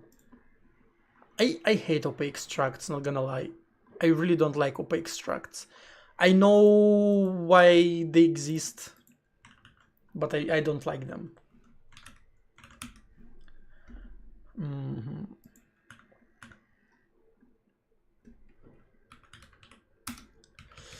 All right, so we can maybe do just offset by like 10 characters.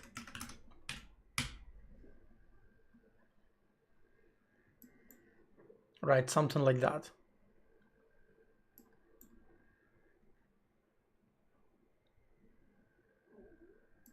Yeah, maybe 11.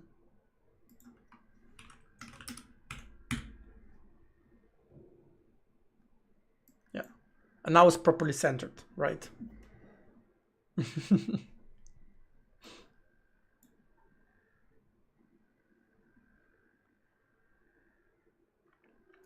Yeah, what I can also do is I can draw a button.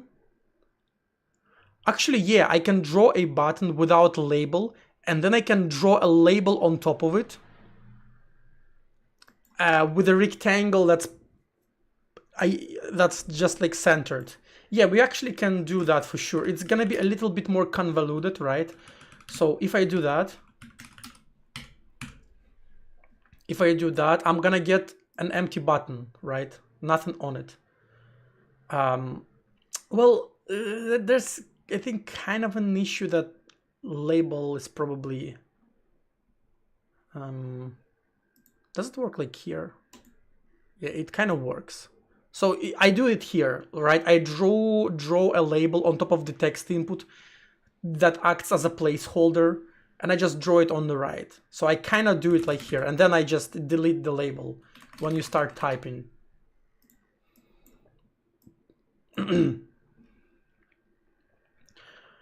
So we can do something like that here. Where's the... okay, like this. And I can draw it here, right? We got label, mapping, and rectangle will be something like label rect equals get rect, and it's gonna have the same rect dot x. No, it's gonna be that x plus certain width is gonna be the same y, and it's gonna have the same... no, it's not gonna have the same w, but it's gonna have the same h, right? And we need to calculate the width exactly the same way, right? So width is gonna be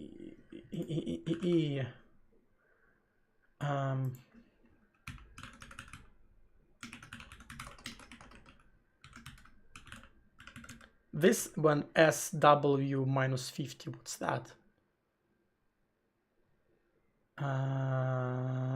It's this width. It's right side width, yeah.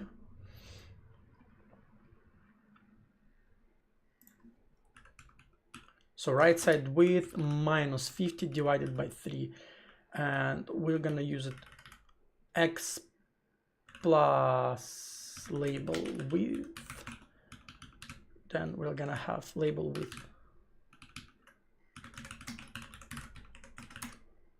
like this. And then add mapping label rect. Let's see how will it look like. We parse declaration, so we expected a semicolon, classic. What else? Undeclared identifier label theme. It's gonna be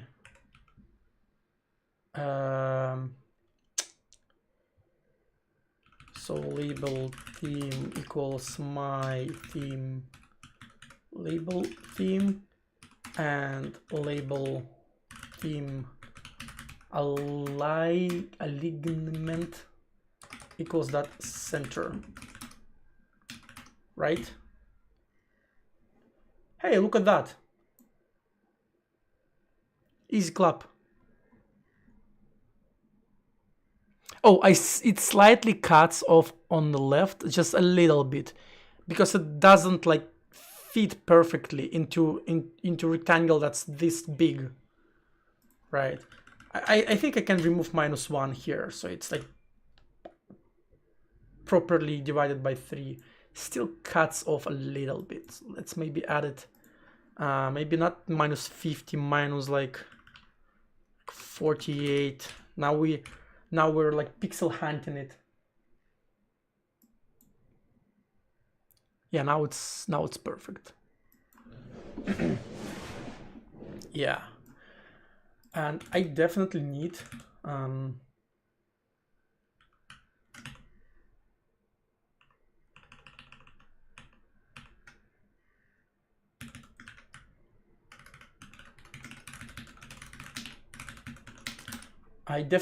to comment this out, to comment on this, and probably hide it behind these like that. Will it still compile? And it does. Yeah. I think it's still it still cuts out just a little bit, but nobody will ever notice it. Right, so let me comment this out. This is just to center the label on top of rows,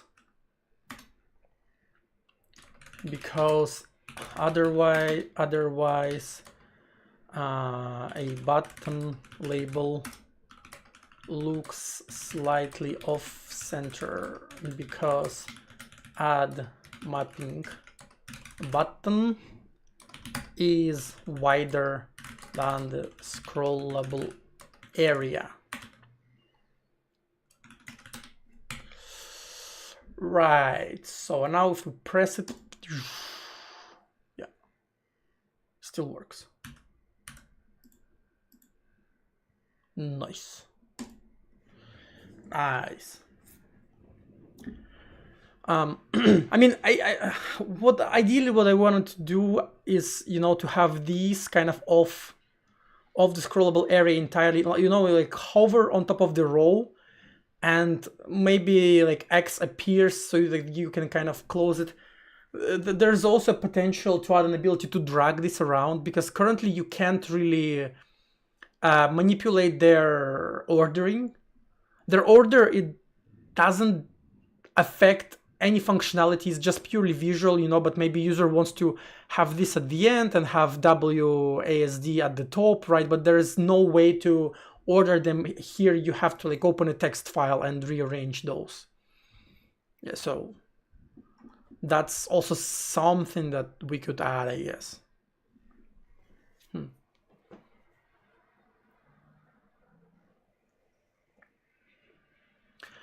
It's like a modes, right? So this is a remap one. When you press P, L happens. So, you know, direct mapping, one-to-one.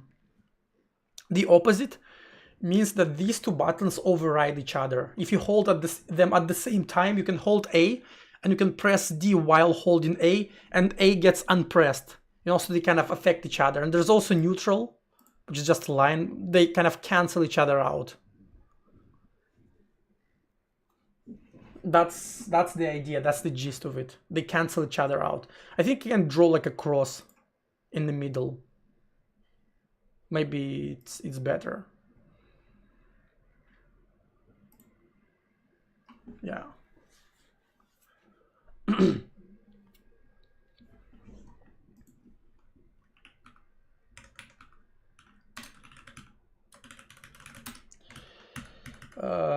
Global settings, and probably base Y is maybe button height divided by 2.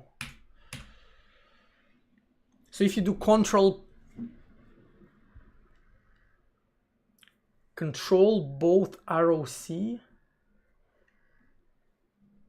cannot press control and C at the same time anymore. Yeah. So if you hold control, you press C, the control gets unpressed. Then if you release C, control gets pressed again. And physically you could hold the button down this whole time.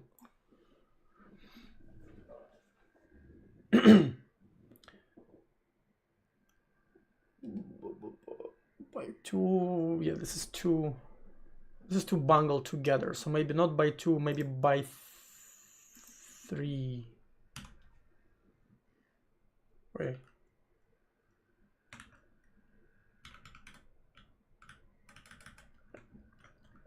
So maybe by 3 is better. Fuck, I keep doing that. Keep fat fingering stuff, and Emacs shows random windows. But luckily, so it's 25, maybe slightly less. Yeah, that's better. I guess that's how I'm gonna leave it. And maybe I need to do it like this, which is not 900, maybe it's like 8, I don't know, 50.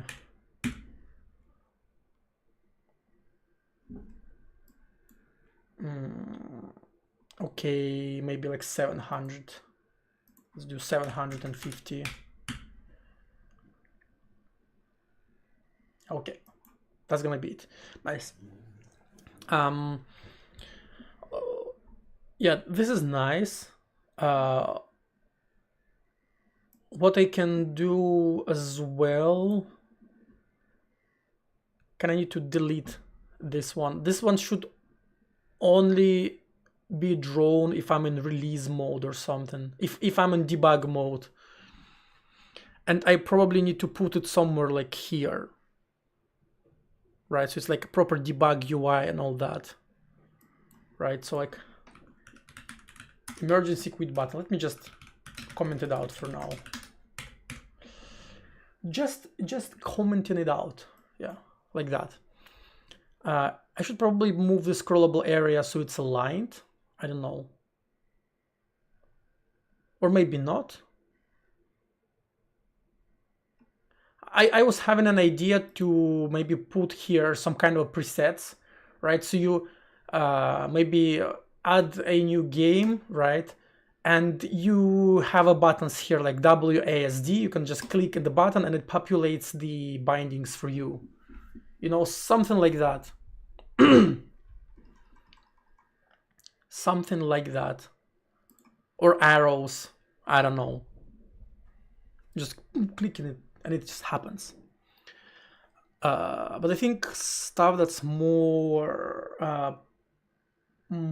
important is, I think, adding an ability to select a program from the list, from the executable, or alternatively, what else can we do? Let me think. Let me think deeply from my heart. What else? Maybe draw a cross here when I select a neutral, so it's not just a line, you know.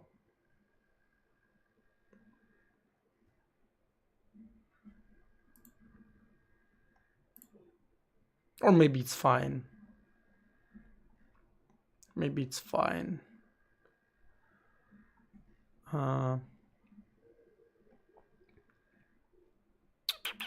Okay, let me actually make a short bathroom break. Very, very short bathroom break. And while I'm doing the bathroom break, I will think what I need to do. Maybe while I'm on the break, I can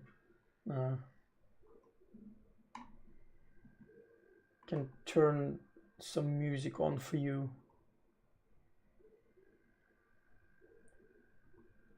Yeah, 10 hours of nostalgic GameCube music sounds about right. I'll be right back.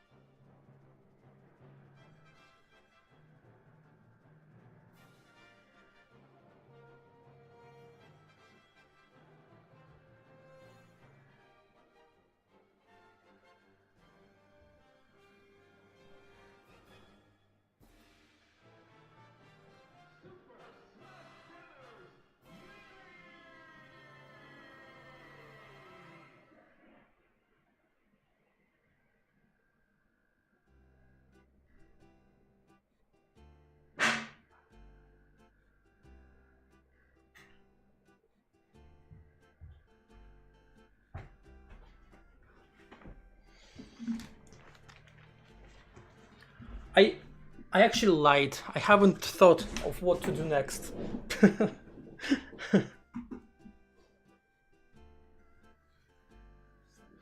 I'll probably leave the music on, let it play. We'll have, for same reason, null is not just a zero, because yeah, I know that. This is my favorite thing about C-spec, that, you know, null doesn't have to be zero.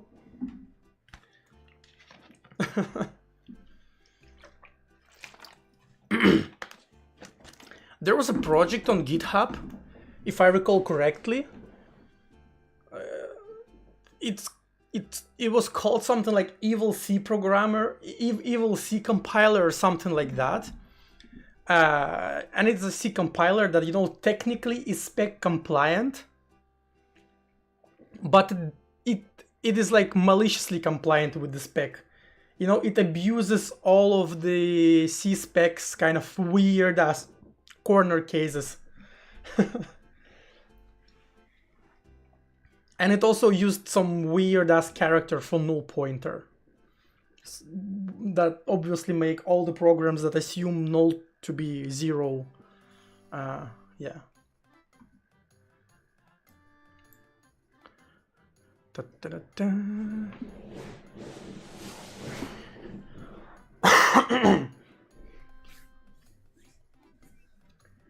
Yes, my app works on Linux.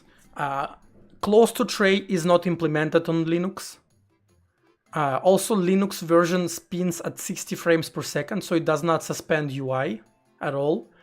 But all of the keyboard functionality actually work. So it works. The Linux version is pretty robust. It has like a few kind of foot guns that I need to fix before I release it for Linux. But yeah, it's okay. It's reasonable enough. You can use it on Linux. I just realized that I probably... yeah. I mean, no. So there is a thing here. There is like one bug in Dropdown that I've only noticed recently that I have modified on my local copy. And probably I need to pull Dropdown out to my code base if I want other Jibeta people to compile my program. I mean, I can compile it just fine myself, but no. And I only found it after sending a drop-down patches. So yeah. I wonder if... I emailed that to John. I wonder if he will do that. Or I should just pull the modified drop-down to my code base. We'll see. We'll see after the next beta happens. What now? Let me open issues on GitHub and check if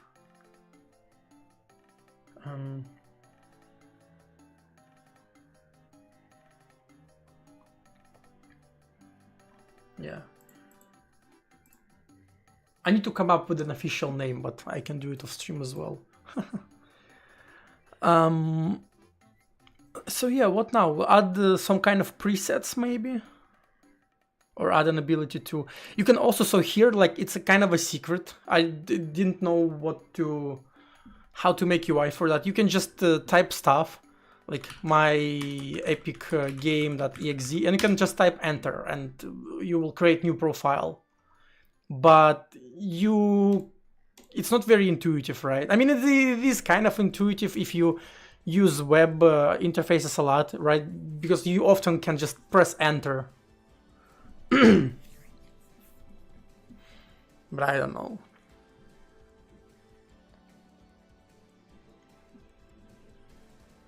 Type to narrow. I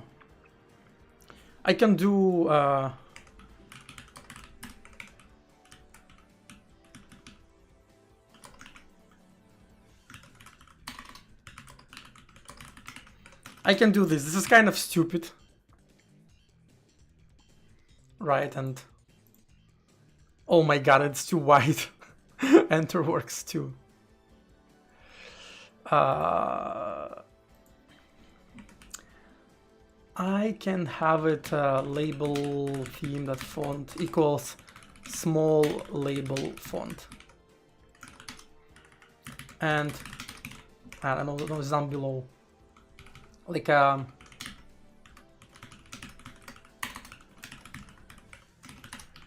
and I can have divided by like 46.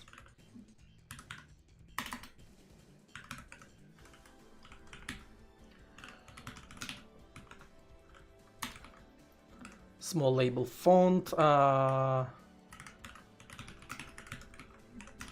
can do this.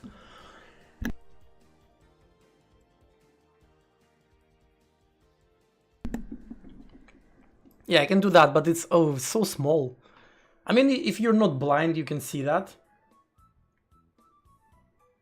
But it probably can be better. I can also do it in 2 rows. Type to narrow and enter works too. Below that.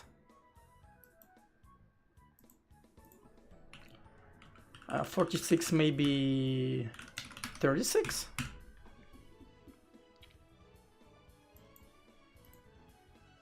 Yeah.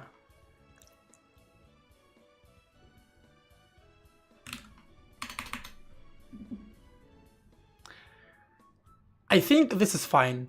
You know what? I think this is fine.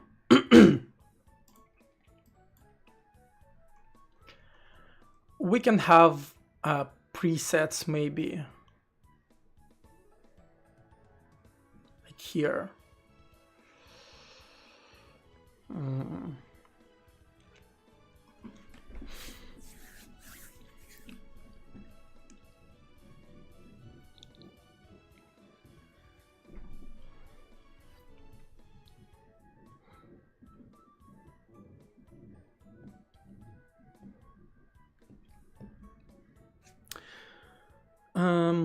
Yeah, I don't really want to add maybe presets necessarily, because adding presets means that I will need to handle a situation where somebody clicks on the preset with mappings already populated, so I will have to, you know, kind of iterate over the array of mappings and remove and re-add. So it's like, I don't really want to bother with it, at least not for release version.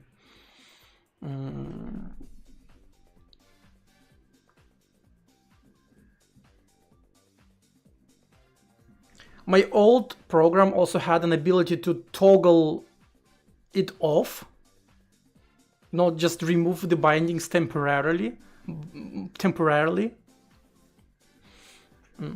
can do that. You know, like just a key to disable the functionality of the program. Maybe like you have like a niche situation where a certain bindings doesn't make sense. You can just temporarily suspend it or something.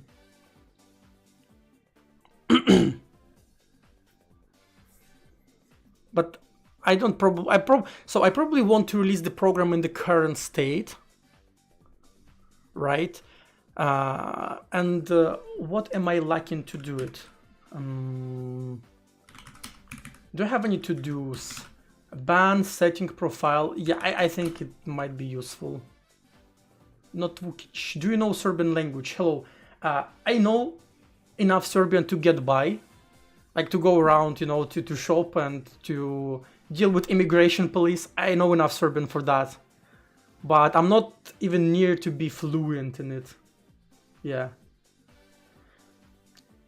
But I'm trying to learn it little by little. I don't like actively study it. I don't spend like 2 hours a day to grind Serbian, but I try to, you know, get better every day. Yeah, now I live in Serbia. For now, I live in Serbia.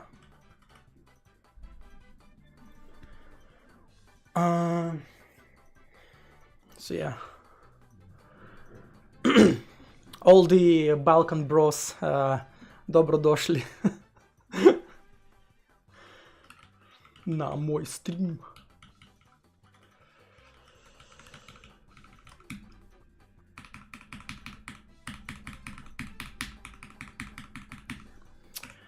I want to set a logger. You're from Bosnia. Do you want me to take you to America? I'm sorry, you don't have to answer that.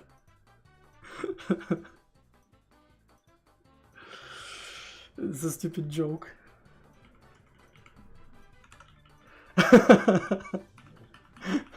This is a stupid joke that only people from Balkans understand. Yeah. Yes. So I know what I want to do before shipping. I just realized this little yapping section activated parts of my brain. So sometimes yapping is productive, can be productive, especially when I was programming for like 2 hours straight without any break. And you know, clean code says that you must take breaks every Pomodoro, every 20 minutes in yap, right? Мало людей понимают. Yeah.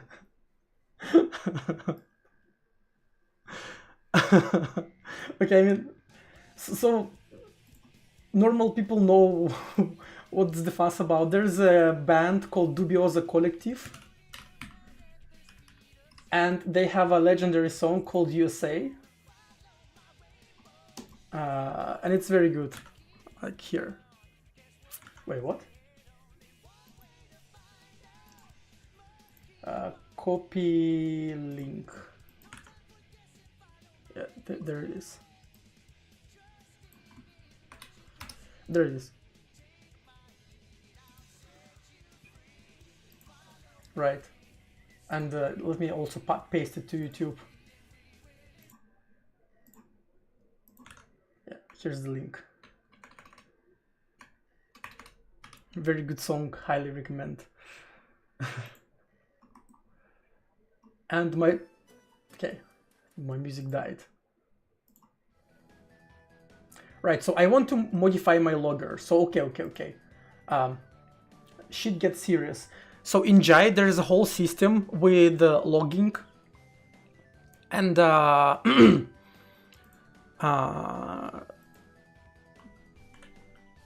window activated, right?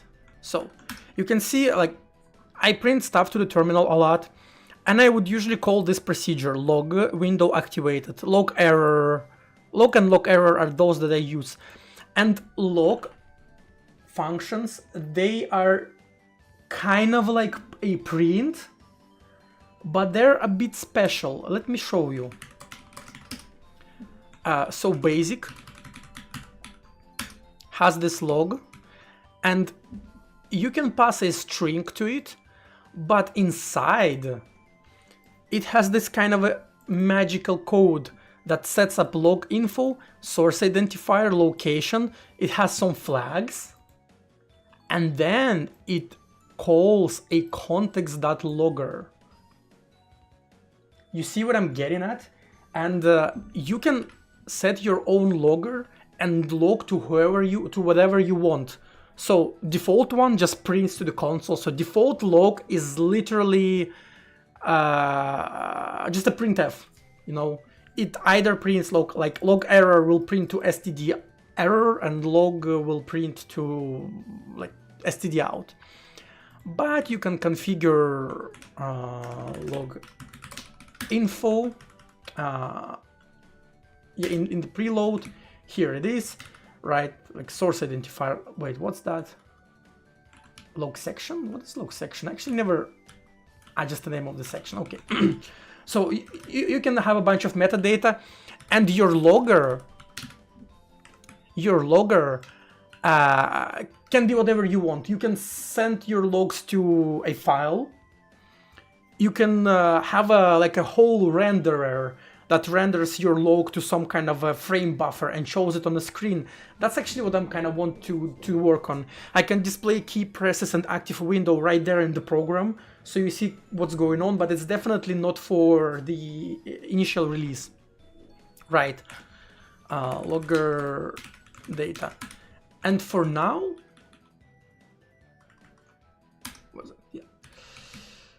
is logger data? I think logger data is just... Yeah, logger data is just a void pointer, right? So user section. Ah, you set it on the context. So you can set an arbitrary data to the context. And it's just gonna work. Yeah. So we have a how-to on logging. Let's briefly check it out. As discussed in the context-based structure in modules preload helps programs and modules to coordinate. One of those tasks is logging. Preload defines the following procedure types: logger, message, data, and the info. And if you make a logger, you can set context logger to be that new routine. And any modules that want to record log messages will now call this routine just as with memory allocation, right? So that's what we are kind of be doing now. I'm going to create a logger that I will actually probably just disable or something. Because when I'm handling an input, I don't want to print to the console because it will actually introduce a input delay. Right, so I will have some kind of a flag,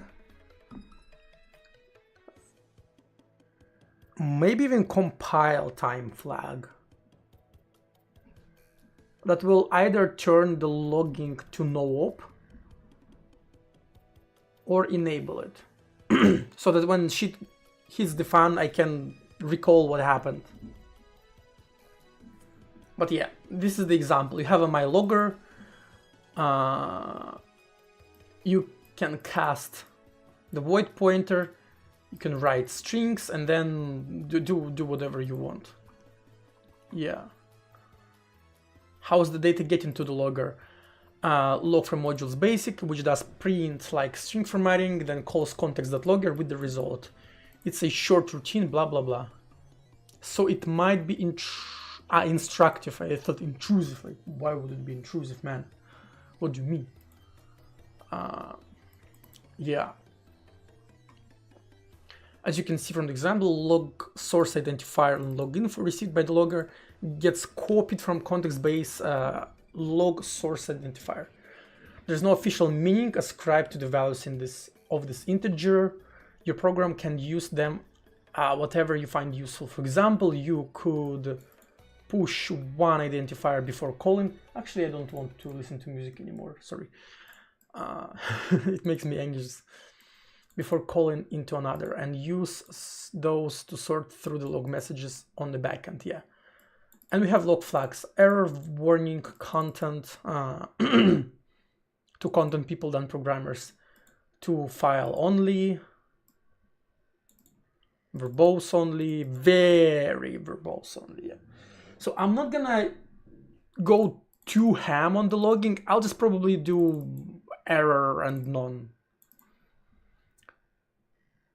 Yeah. And log level also.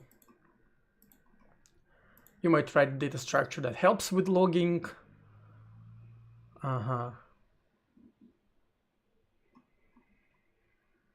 Typically have people blah blah blah.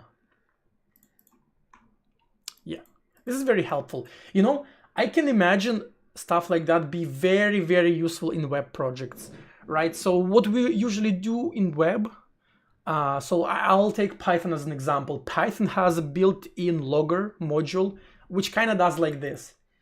And all of the third-party loggers, like for example, Sentry. So Sentry is a kind of famous in web circles product that can hook into your login facility. So it uses logger, it basically implements a backend for logger. And it just sends log events to the server, and then you can open a nice web UI and filter them, like stack traces and whatever you want to send yourself. It's very, very convenient, I would say. So this provides similar capabilities. Let me drink water. I'm out of water, actually. This is not good.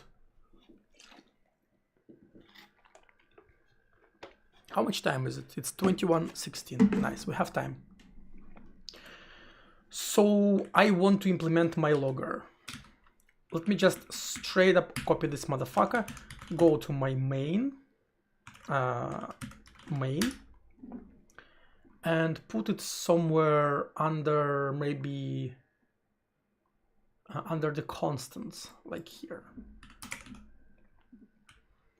Right, logger. Message data info, log info.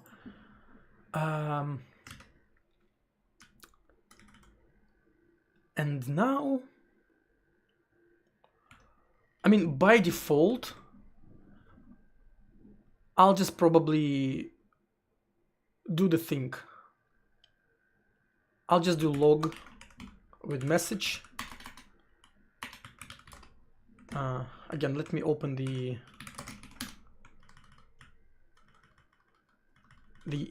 stuff in basic. Right, so string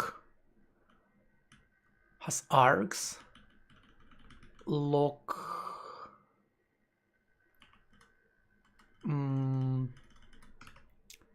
context.logger, logger data and info. So for now, I will just literally, how do I print to std error? Do we have?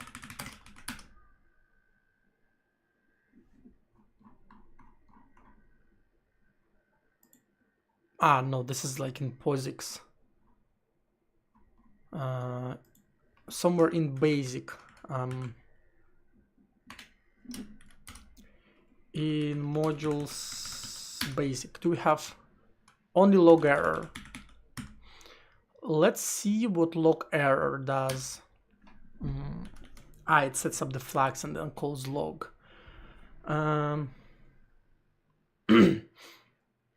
Yeah, I mean, it sets the flags. So do we have base context?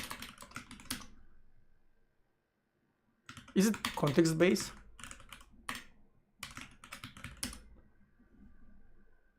Oh yeah, it's context base.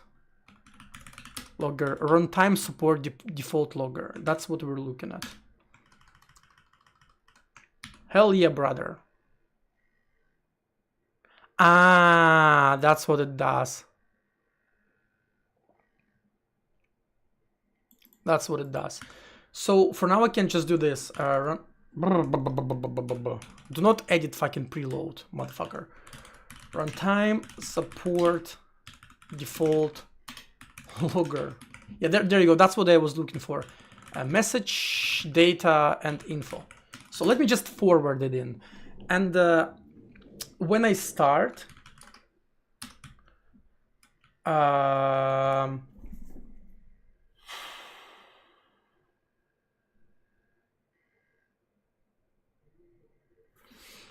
I wonder if push context will work. So I'm pushing context quite a bit in the libraries that are, you know, C. I wonder if it will work there. Okay, let's open the logging and see how my logger. So just do this, right? Constant context.logger. So should I do that every time when I push context? Right, let's check it out. Push new context. What else? Push new context. So just set stuff on the context and then push it.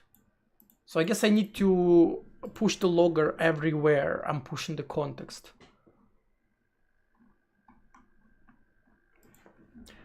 I can also call, I mean, the thing is that I don't really call those procedures with double comma because, you know, Windows calls them. Let's search for push context.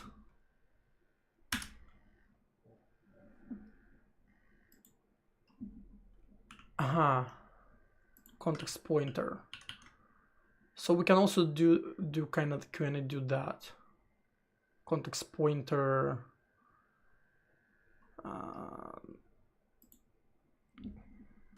What's that?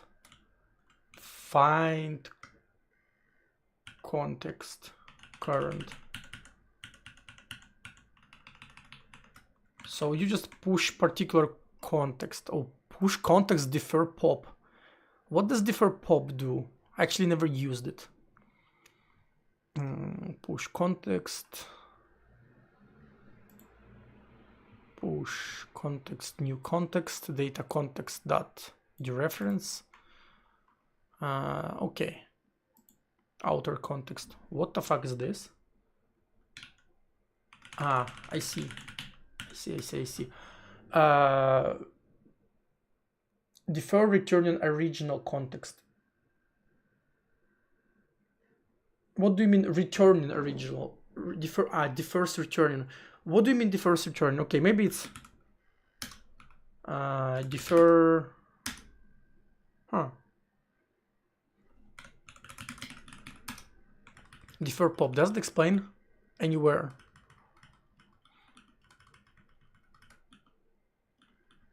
There's modules remap context. Huh. Restoring. Do you mean it doesn't restore the original context after it returns from the push context block, or what? I mean, I guess the question is, to which point does it defer it?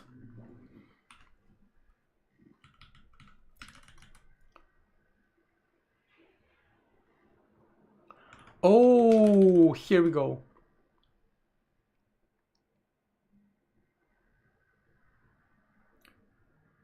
So this means that when we exit the block, it's not gonna restore the original one, right?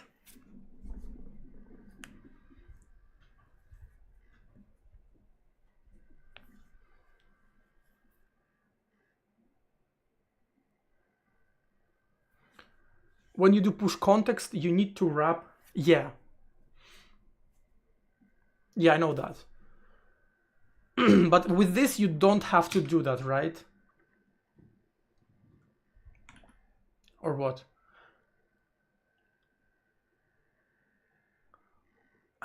So it does the same.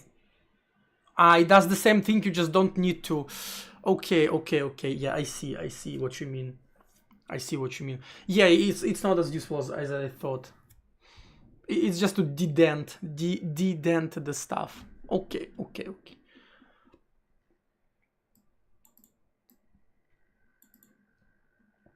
Let's see what remap context does. What kind of magic it hides. If context info equals return, so this does a copy. Result equals remap context. There you go. Foreign type. So this is literally for DLLs, but maybe we can borrow some code from here. We have a blank context. We can copy a temporary storage.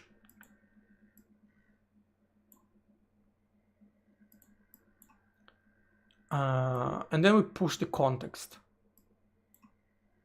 We're getting called with a foreign context, which is still active when we enter this function. So we push a blank context so that we can go log when verbose or allocate or whatever with impunity.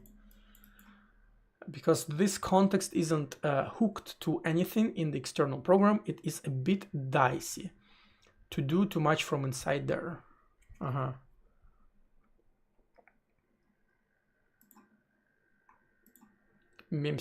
Okay, yeah, this is relevant. Yeah, okay, I see. Yeah, this is not something really, not really something we need. But I guess I can do that.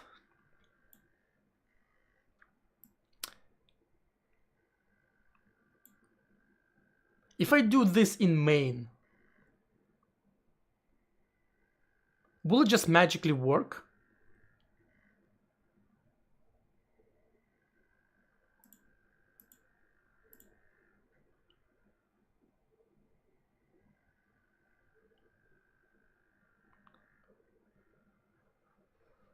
The entry point, like, will it work for other threads? Let's check it out. There's only one way, right? So we have main. I do that. I do like context.logger equals my logger, right? And then I do push context, push context, push context, defer pop. Is it like a function call? Yeah, like that. Does it even compile? Okay, it compiles. And if I do the thing, it prints to the console, right? And now what I want to do is go to my logger and print something here, like print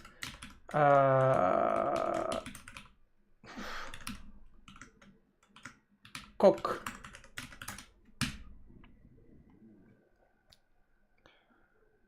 found profile program cock. Okay, it works for my main thread. Now let's check if it fires in the Windows hooks. You know, no, wait, actually maybe I use print there. Maybe I do use print there.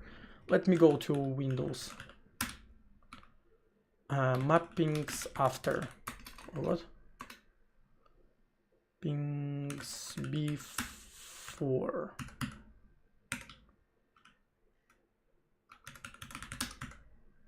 Wait, where do I print them then?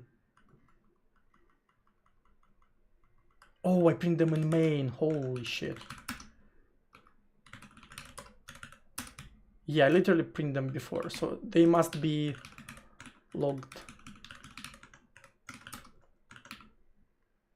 And mappings after, yeah.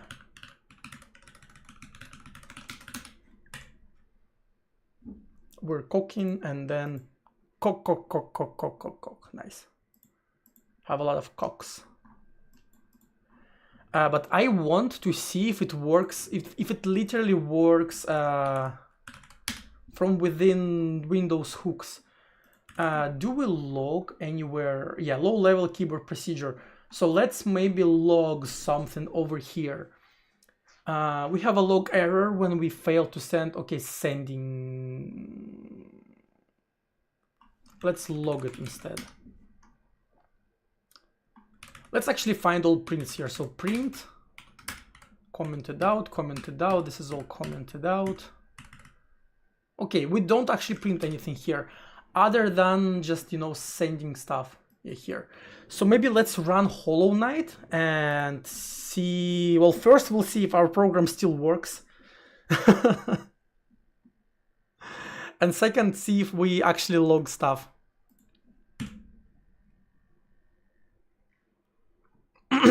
Properly. Installed. Okay, we're gaming stream now.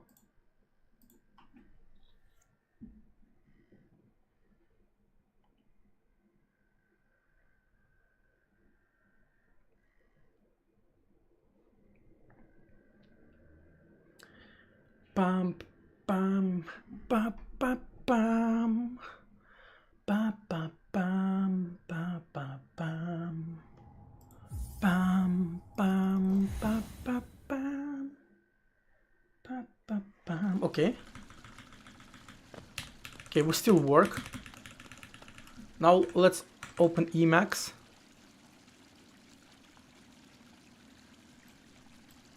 Wait, it doesn't. Oh, it's only printed not on remap. So if I press U, we press escape, and this should get logged.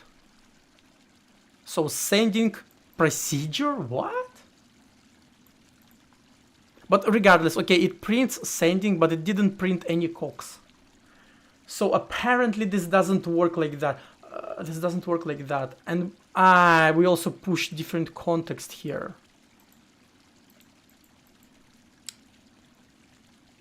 But no, yeah, okay, I guess this doesn't work like that.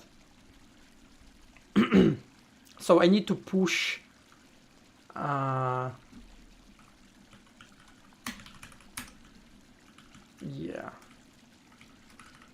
And why is scan a procedure? What the fuck? Ah, because this is an old code. It should be bind scan. Maybe not even bind scan. Where's the key name? Yeah, it needs to be like key name.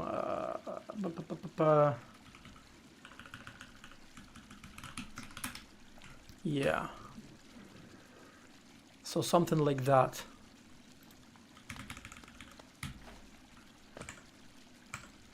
Oh shit. Sending P. Yeah. Yeah, but it doesn't have any cocks. It means that I will need to set the logger every time I push fucking context. Oh. Yikes. Yikes, dude. It'll probably work on Windows. I mean, because this gets called in every in separate thread, so I guess that's the reason. Shut up, please.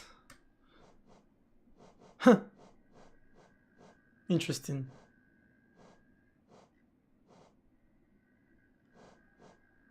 You hear that? It literally detects mouse movements even though it's unfocused and selects menu.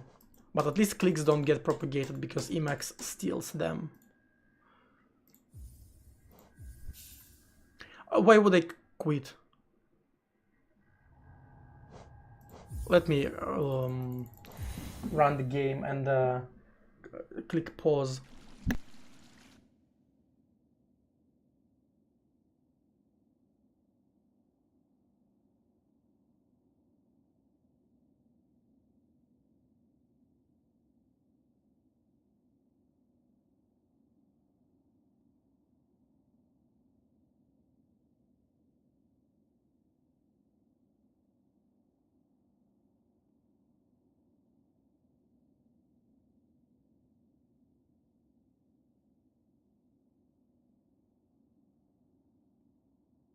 Oh, I'm sorry, I muted myself, but yeah, I just want to check it out.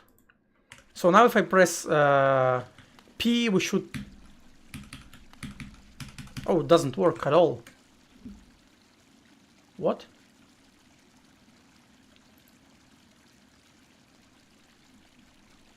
Trying to... Oh! Yeah, I'm sorry. And I need to push context... Oops. So I'm pressing P. And... Coq sending P. Okay, yeah, this works. Right, this works.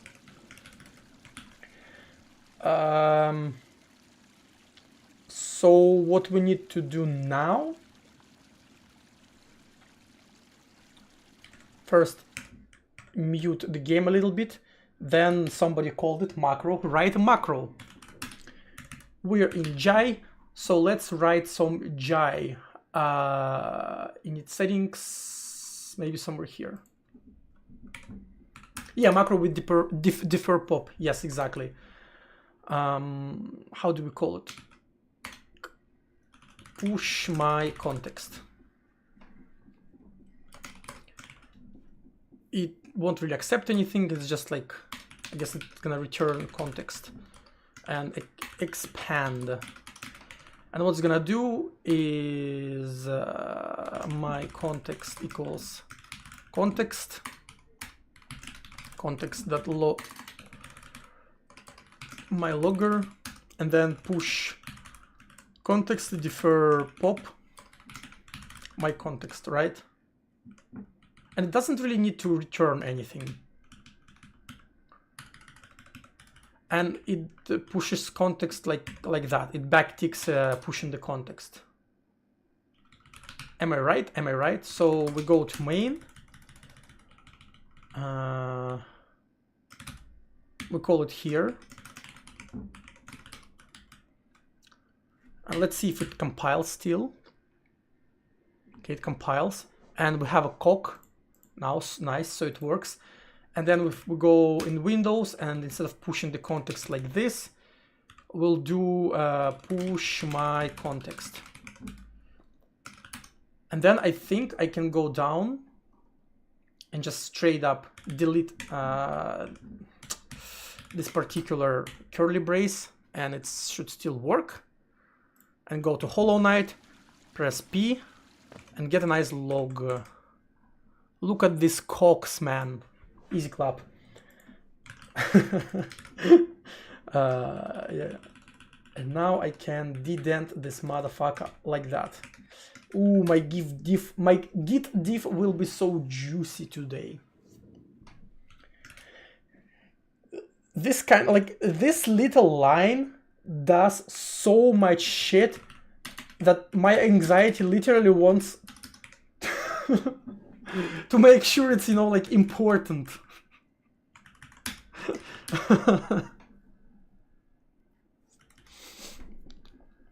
You know what I can do? Since we're in Emacs and Emacs is very powerful, I can do this. I can add like that and push my context, right? I can do this. And then all I need to do is, I think, execute this one. And did I fuck it up? Oh no, I need to go to like the very end. So execute this and enter the GI mode. Yeah, there you go. Look at this. Now push my context is highlighted differently. It looks like a fucking keyword, signifying its majestic meaning.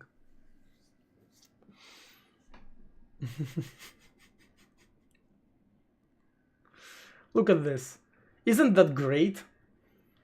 That you can just go and add more keywords, just like that.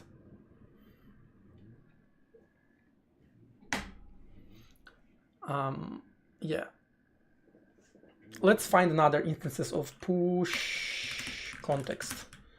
What will it do? I think this one doesn't even need push context, but yeah, we'll do it anyway. Push my context.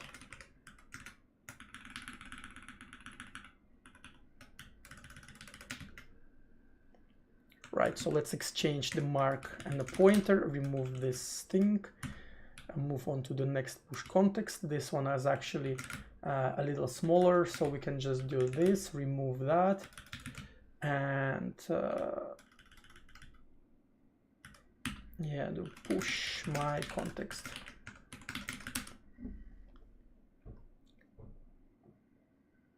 Maybe just curly braces subscope would help anyway.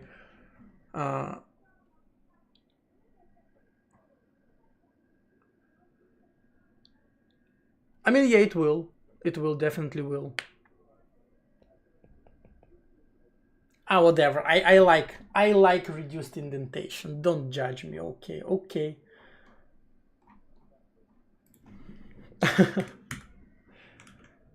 And push context here. It's a tray procedure. Let's do it like that. Like go here and indent it. Some Emacs magic. Push my context. Right, and now we go here, delete that, go back, delete that. Easy clap. Any other push context is not found. Nice. Let's delete trailing white spaces just in case. Let's try to recompile. And it of course recompiles because we are professional fucking programmers, and still this works. Look at this perfect double wings without any dip because I'm sliding my finger from button to button, and I can turn around properly, perfectly cancel my nail animations, press U with escape, and we should get some coke in the console. Yeah, look at that. Epic. So this works. This works properly. Now I can close Hollow Knight. Yep, nice. Unity takes a lot of time to close the program. That's for sure. I'm out of water. I need actually another bathroom break because I drank a lot. I drank half a liter of coffee and I drank like a whole liter of water, and now I'm paying the price, so I'll be right back.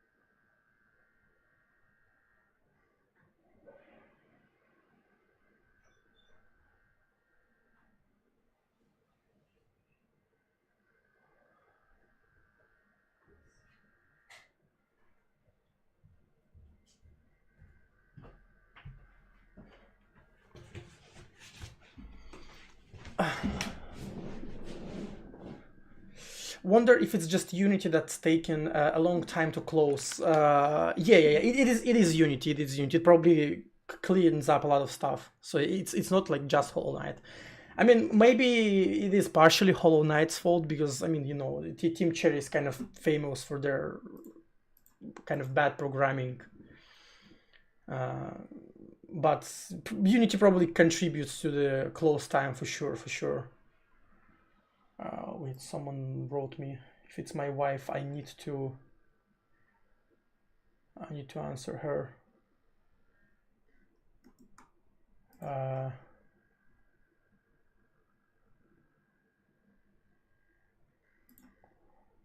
No, it's not. I don't need to answer that. Cool.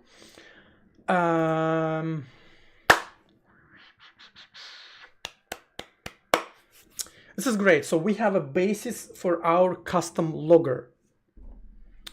Logger. Happy wife, happy life. Ha ha ha, wife bad, am I right? Am I right? Am I right?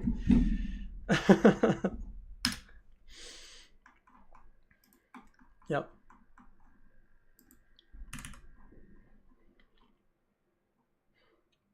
I mean, happy wife, happy life is unironically true.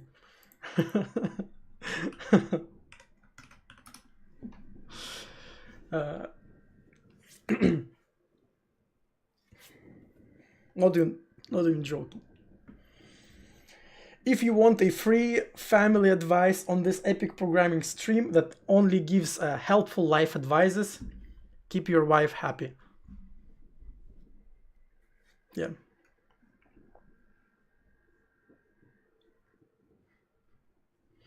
I mean, good relationships kind of implies happy, you know, wife and a husband, whatever.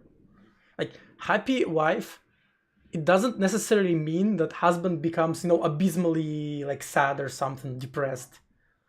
I guess a lot of people use it like that, right? A lot of people kind of put a meaning into the phrase that, oh, you need to be like a cock or, you know, sacrifice yourself to the like marriage table or something like that. The boomer joke of it implies women are just complaining. So yeah, I know. I don't really look at it like that. I don't look at it like that at all. But maybe because I'm not a boomer, you know. So to me, it just kind of sounds cool.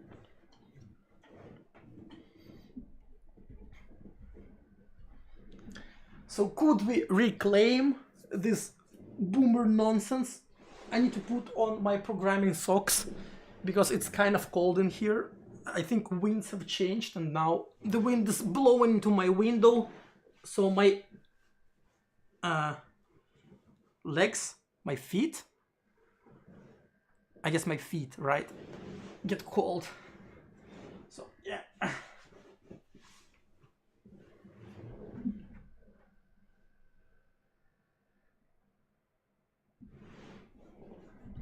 Okay. Hello, Debuggy. Debuggy asks if I'm a top 1 speedrunner, and no, I'm not even in top 10 anymore. Нет, я даже не в десятке больше. Меня сбросили совсем уже. Я давно не спидранил, и еще непонятно, когда буду. Так что нет. Нет, я не топ спидранер больше. Хнык-хнык. But can I be a top programmer? Only time will show. I cannot be a top speedrunner, but maybe I will be a top programmer. At least in my mom's eyes. That's all I need. My logger. Anyway, go back to our logger here. Let me actually put it like here.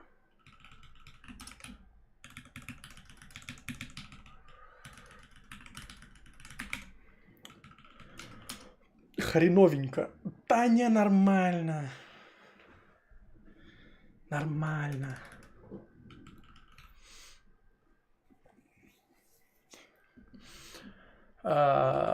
Let's remove the cock and let's think about how I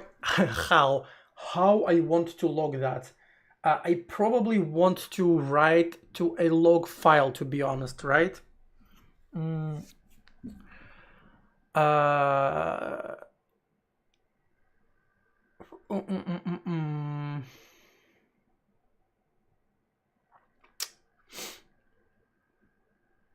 Do I just want to write it to the log file? I mean, I guess so, right? So let's say I open the program, something happens. Yeah, I think I want to write to the log file. Let's be honest.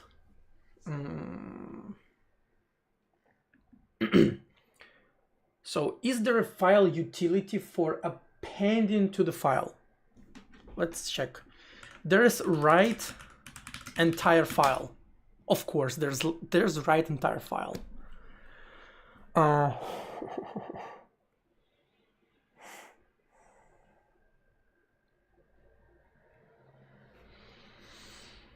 Actually, I just realized that the way it, at least on Linux, the way it's set up, actually on both Windows and Linux, because I'm using multi-threading setup on Linux too.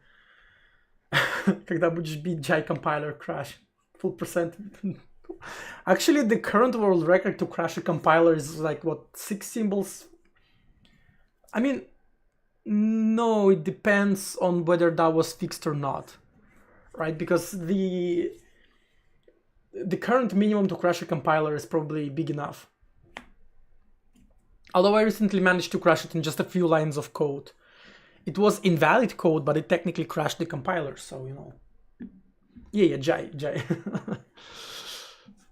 But yeah, so this constantly getting patched out. The glitches in Jai constantly get patched out, so we have to down patch Jai to keep getting world records. Damn developers, just disrespect speedrunners.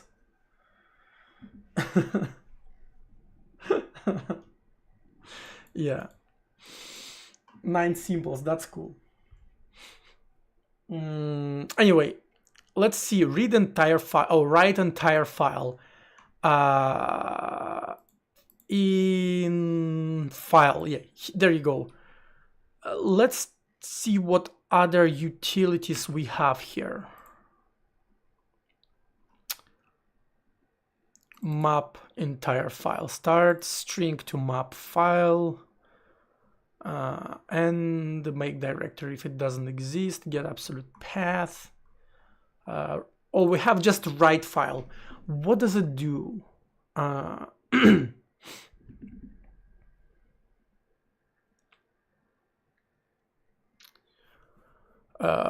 We get the buffer, while buffer. write file. File write. File get buffer data buffer count. So it just calls the file write. And I assume that this file write is process dependent. I mean, OS dependent, right? File write. Yeah, it just uses fwrite, just straight up goes to libc.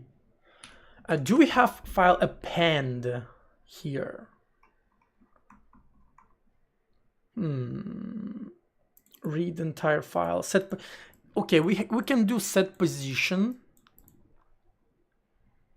We can do file length, file read, file link, file delete, file move, file open. Okay, so we can use a combination of file write and file set position, right? Or like, yeah, file seek. Pause. Yeah, seek type. What is a seek type? Start, current, hence, whence. Yeah, okay.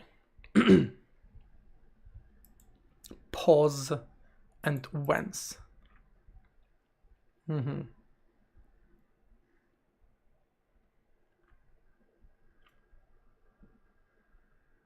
Yeah. But slightly more, just slightly more type safe, right?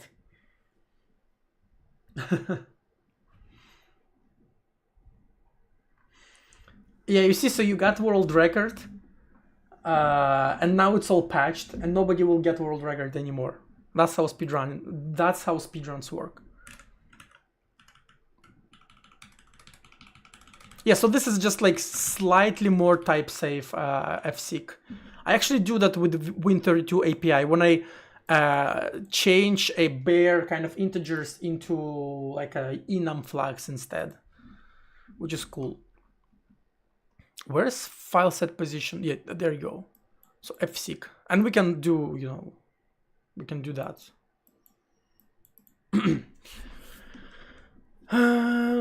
Yeah.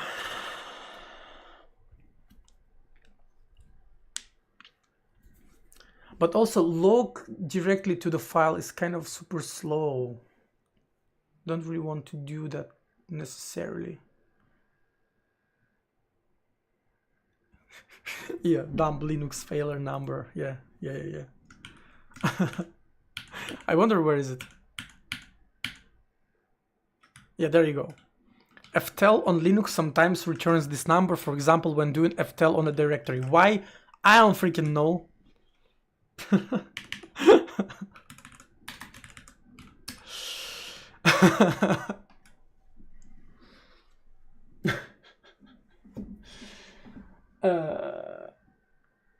Because it wants to. I'm kind of tired, to be honest. I feel how my productivity dwindles, like physically.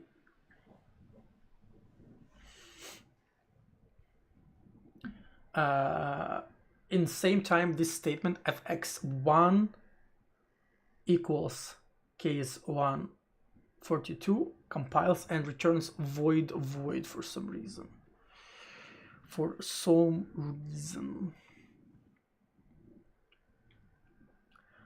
Yeah, I don't know why.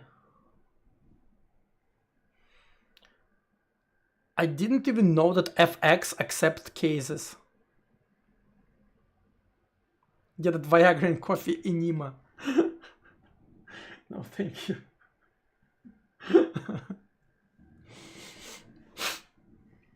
All right. So let's, instead of doing that, we'll do something like file open.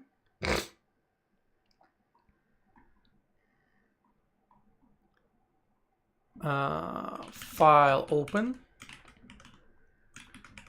and log.txt, right? We'll just open it here. For writing equals true. Oh, keep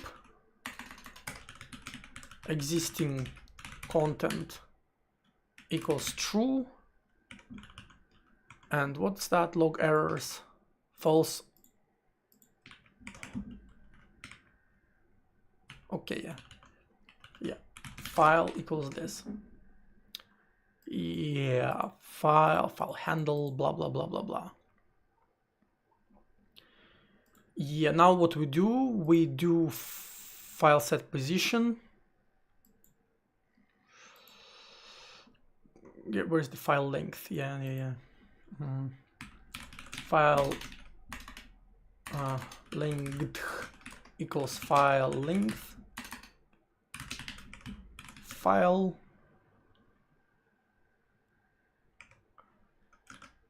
I'll just disrespect success right for now. File set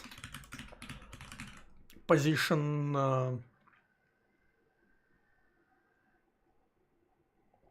File set position to file and position will be length. Maybe this has to be -1.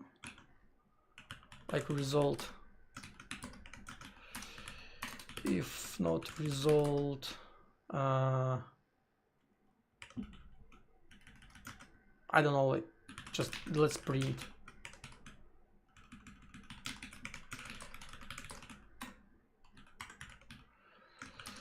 And then we do file write, right? Do we have file write? Yeah. Data and length. We do message.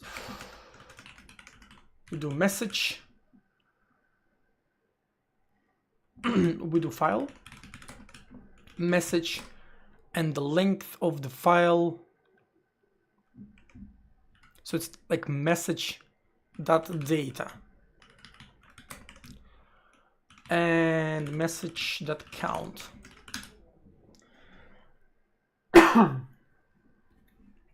I couldn't guess, but it compiles. I see. Definitely some mystic aura around void type, because some void expressions turn into void type under run, but not very. Yeah, I mean, void in general in this language, I mean, not void pointer, but a regular void is kind of. Oh, it feels like it exists for like symmetry with void pointer or something. Sometimes it feels like we can have a void pointer, but we just don't need void at all. File write, and let's see what happens. Will this even compile?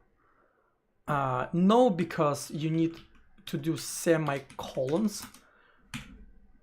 Now, procedure call did not match any possible overloads. What? File? Oh, it is a pointer.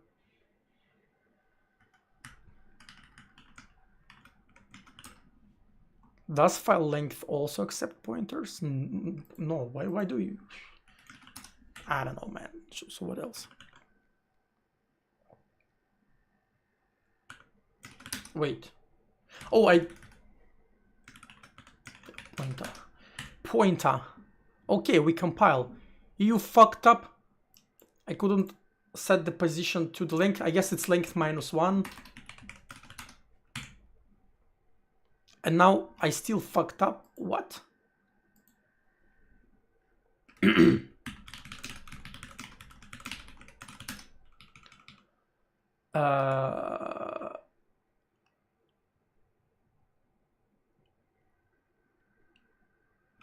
If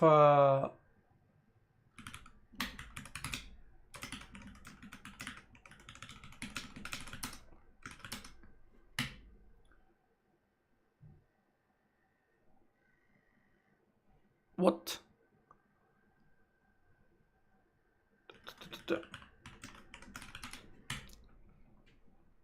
Okay, I didn't fucked up anymore. And so if this should write to the file, right? Something. Let's see if I have a log here. Okay, we have log.txt and it has found profile, blah, blah, blah. Nice. Look at that. We're writing to the log. How cool is that? I guess I need to write a message plus end line plus line end. So after each message, I need to kind of write a line ending, right? So it, yeah. Interestingly enough, I mean, I thought I do have line endings here. Let's print, just straight up print message.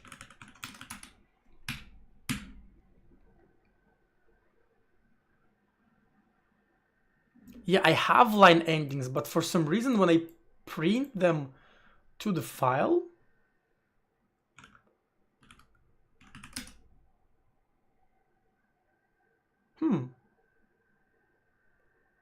interesting.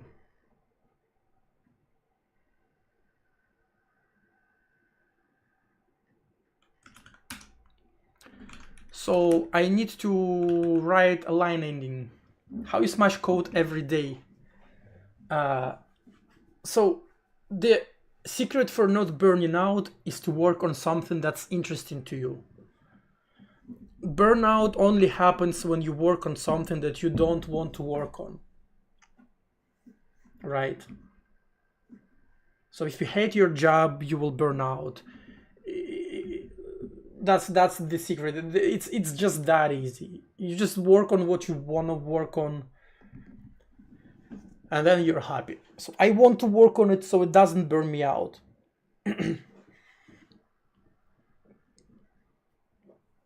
That's the secret. I mean, you can sometimes still burn out if you strap yourself to death. If you just overwork yourself, you can still burn out. But I mean, it's pretty hard to overwork yourself when you do it like 4 hours a day, I mean, I have a full-time job, then I have like an hour of a break, then I start streaming. And yeah, I mean, I feel fine. Sometimes I feel a little bit tired before I start the stream, but when I start the stream, I usually feel good in maybe like in 5-10 minutes. So you just get in a groove and you work on stuff that you enjoy. That's the secret.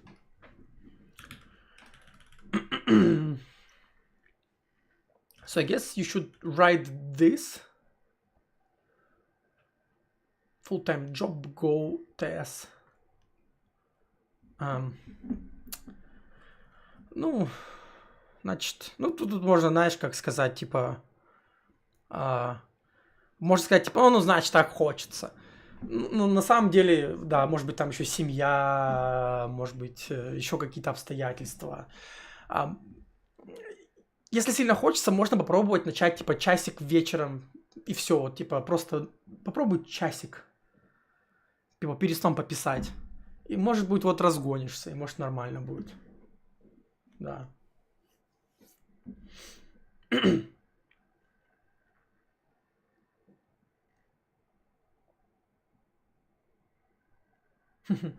I mean, yeah. So he says that as soon as something becomes, official, it burns you out. And I mean, yeah. I know how it happens. You're excited to write code, like the dream job, right? And then you get the dream job, and now it's official. Now you have deadlines. Now you have a boss, and you don't want to do it anymore because now it's your job. That's why a lot of people drop their hobbies when their hobbies become their job. They stop enjoying this. Because when you enjoy something as a side kind of hustle, if you want, you do it. If you don't want, you don't do it, right? But as soon as it becomes official, you don't have a choice anymore. And sometimes this alone kind of removes the joy from the thing, right? There are a lot of like musicians who like music a lot, like playing music, but as soon as they must record an album, right? You like must go to the studio right now and work. They can't poop out anything, and they just either it takes like 10 years to record an album, and it's like very mediocre, or they just don't do shit, right? So it's not anything special. It's just happens. File write. I think I can just do this, right?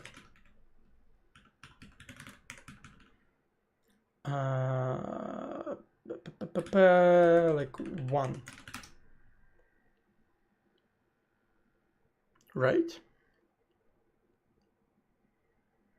Hey, you're welcome.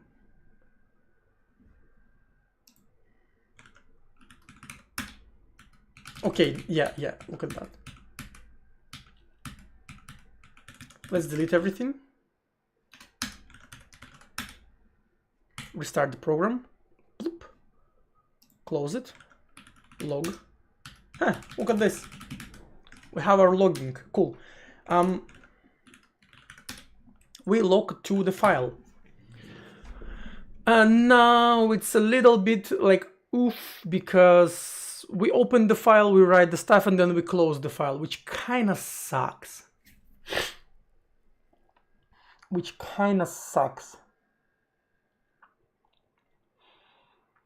It feels like I would rather open the log globally. Huh.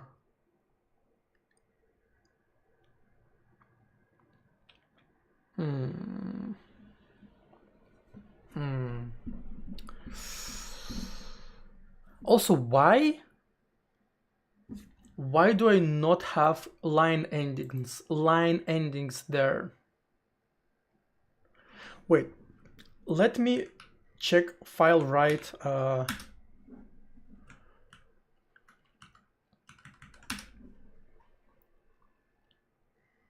Assert this f write data 1 cast length and handle.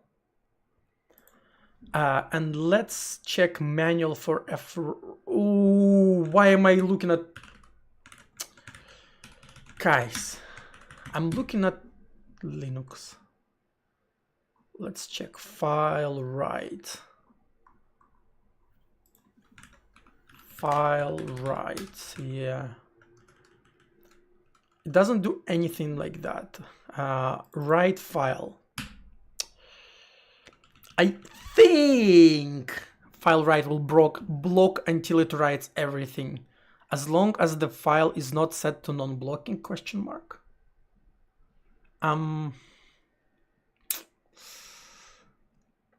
Yeah, I know I'm planning to log stuff in multiple threads, but I don't think there's ever a situation where I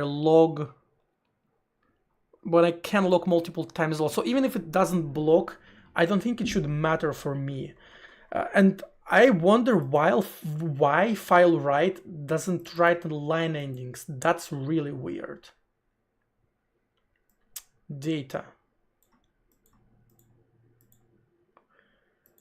Because I definitely, right, so,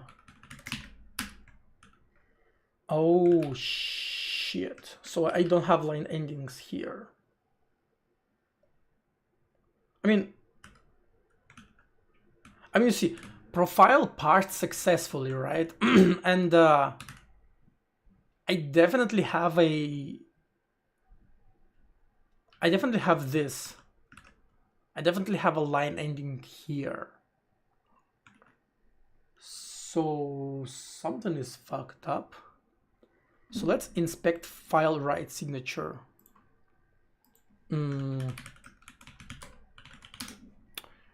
Write file.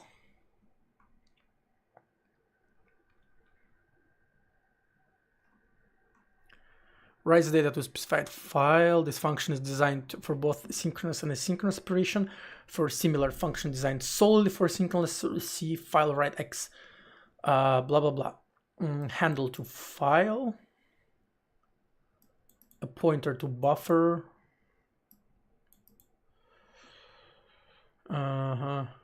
Number of bytes. What do you mean underline files? File system. So FAT32 or okay. And pointer to the variable that receives. Overlapped.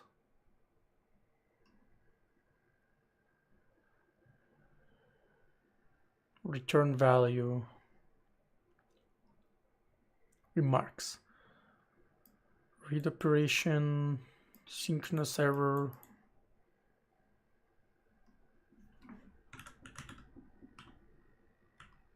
Pending.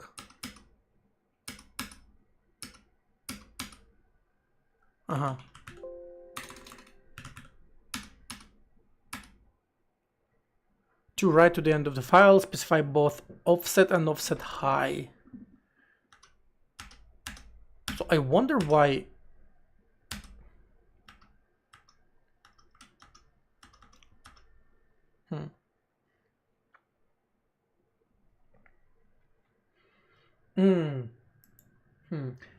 Maybe this is why. Wait.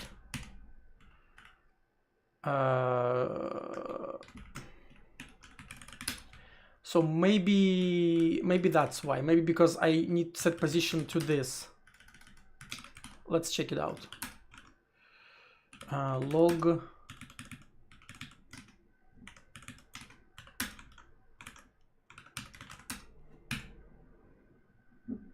Right, you do this, and then let's see. Okay, yeah. It's all good. Right, it's all good. I just I was just kind of fooling myself a little bit. Nice. We're chilling. So this works. The only kind of thing I don't like is that I open and close file every time. So I think what I'm gonna do is that I'm gonna just open the log file globally, and I will close the file handle before I exit the program. And may the God help me. So what I mean by that,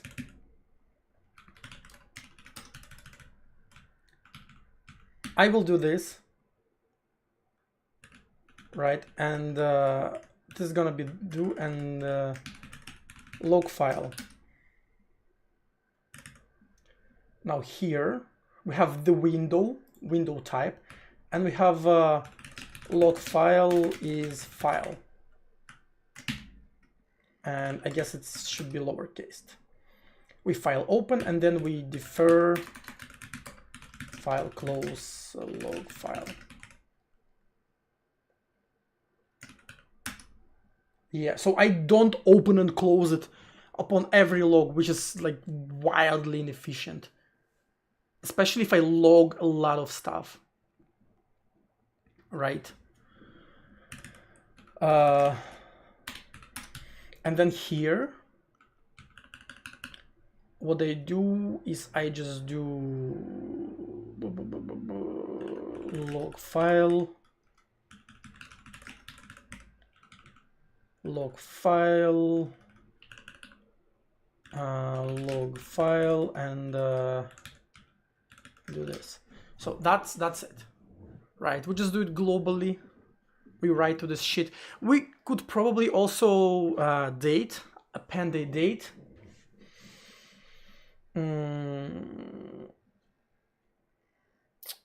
How do you even get current date?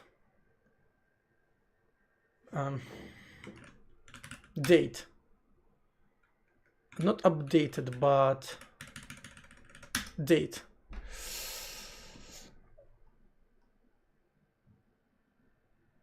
Oh, time.jai, easy clap. Current time consensus. Now, to calendar.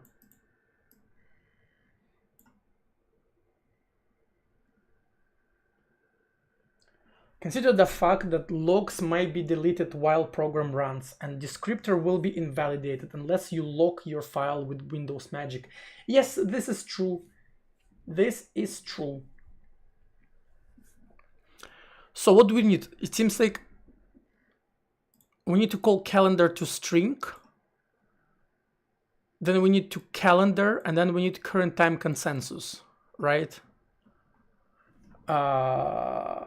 So we do like a null equals current time consensus sus the UTC equals to calendar now dot UTC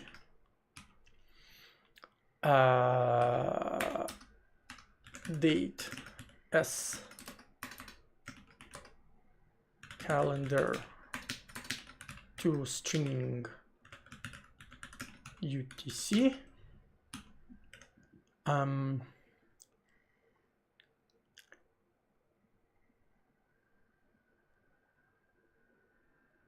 What the fuck is this? Unfortunately, since we currently use OS-specific routines to convert to calendar time, and Linux times track do not go far enough into the past, this next call will report an error. And this is a travesty. We'll fix this error before too long. I wonder if it was ever fixed. Do I need to explicitly import Apollo time? No, it's just basic, nice. And then I guess I do formatted message equals tprint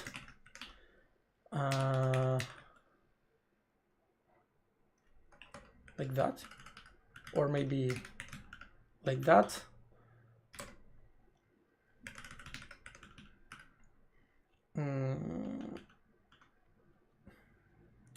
Calendar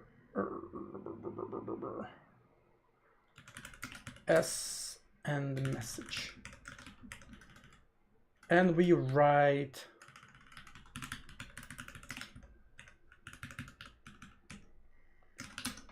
let's see if no type wanted type given file pointer to. We'll do that, and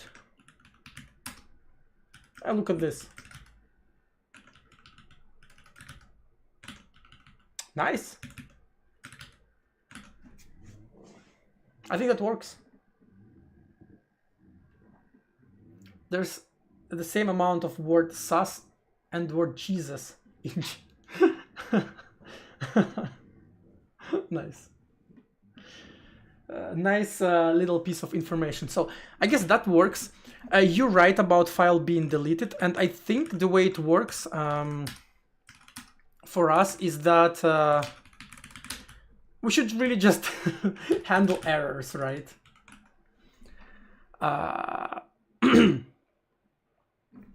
Now let's go first with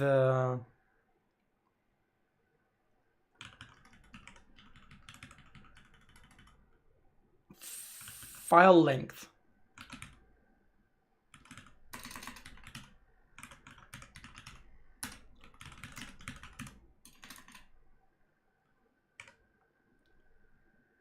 There's no file length here?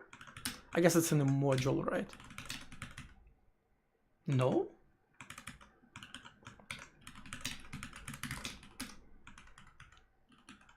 I guess I just mistyped it. It has Boolean, right? So if we can't get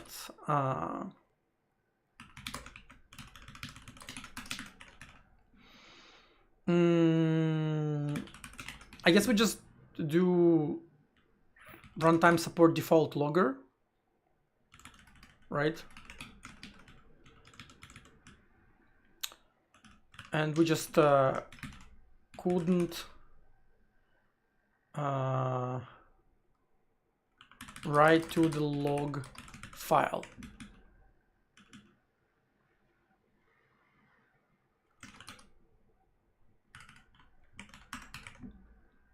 Right?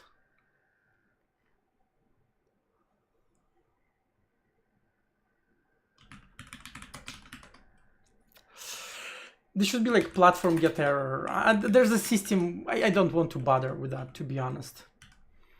File set position also returns a success.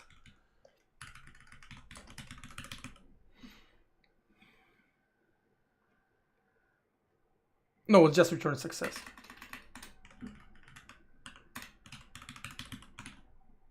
Boolean if not result. We do the same thing.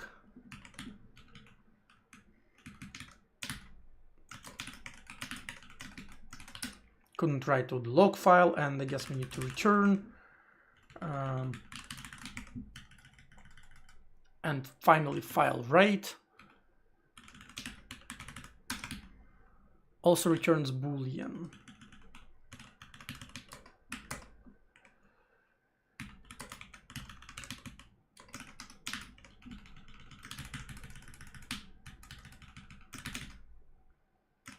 For now, let's just do it. Let's just do it like that.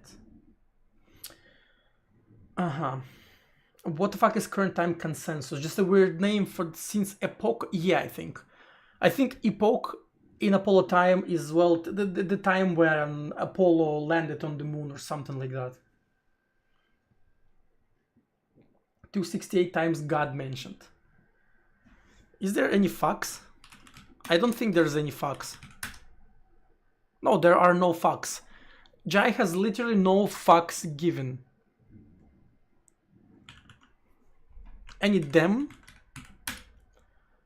Hot damn. Okay, there are no them besides just printing stuff. Yeah, that epoch is since January 1st. But Apollo time does something else. Hey, Markujat99, hello friend. Welcome to the stream. Yeah. Okay, we have a logger that writes to the file. So we can print errors. Nice. Now let's go to Windows. Log error. And let's check all the errors. Couldn't get the name, blah, blah, blah. Couldn't do that, couldn't do this. Couldn't. Sending will probably remove that for now. Log error, send input failed with error, send input failed with error. I think we can remove that. I will have a better way to log this.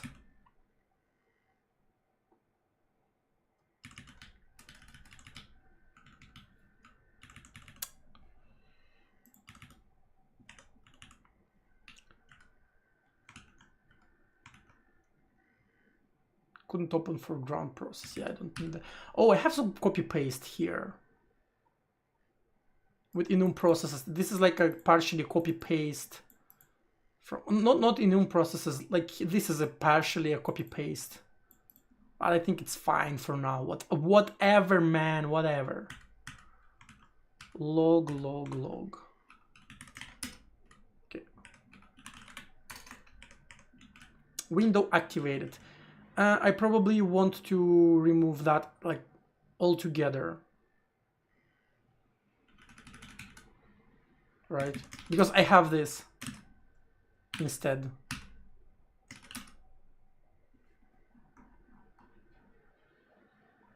Or rather, maybe I will leave that because I will put these logs to the graphical logger.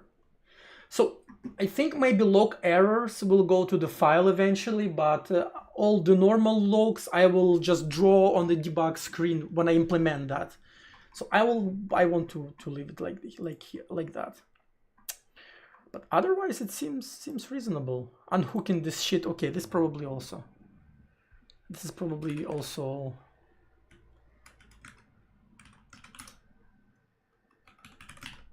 Let me just be a bit more professional. Yeah, hooking this shit.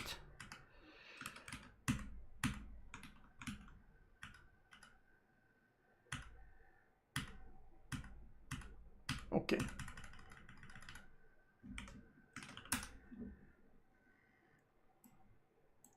Yeah. Nice.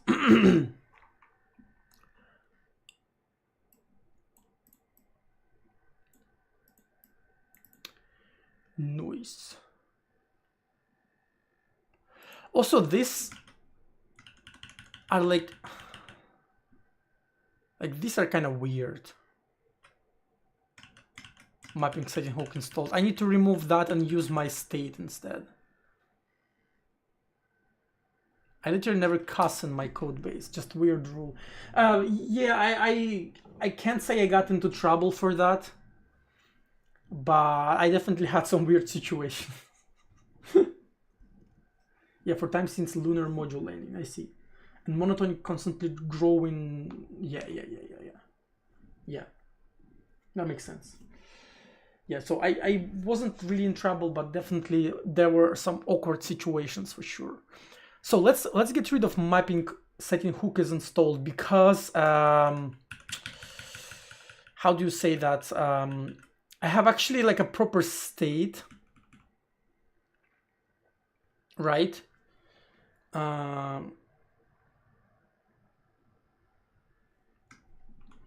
Enum now, sort of these kind of weird booleans.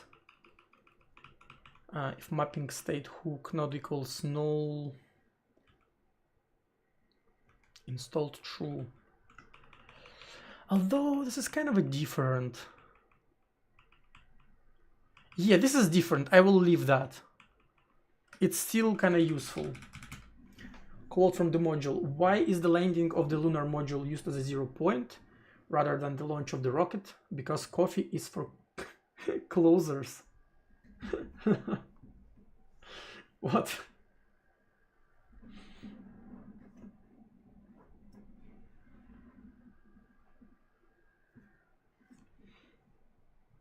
I wonder if it's some kind of a reference that I don't get. Anyway, we have a logging to the file.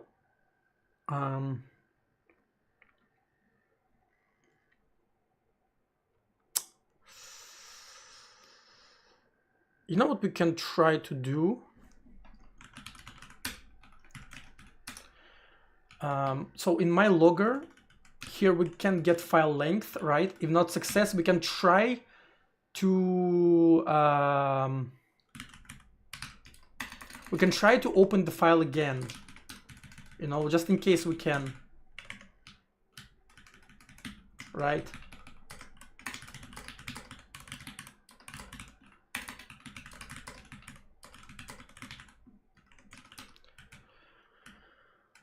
Log file success, if not success, right? And then, yeah.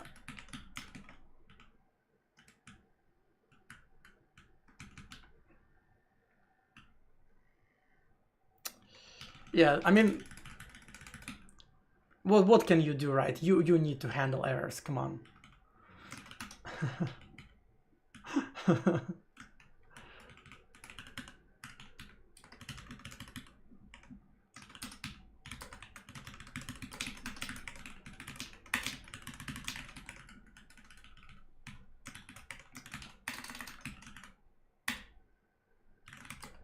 Couldn't open the log file.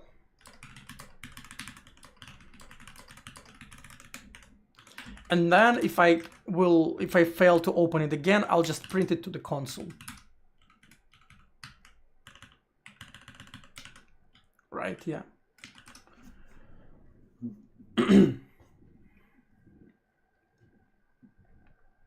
I am only human that, yeah. Yeah, we're not perfect, you know, sometimes we just have to do that. What can you do? What can you do? What can you do? Right. So, does it all work? If not result, if, where's that?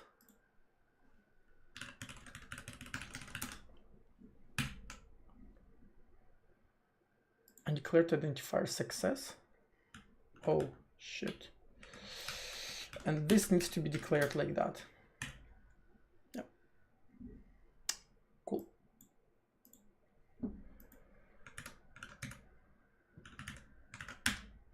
There you go. And if I recompile, will it work?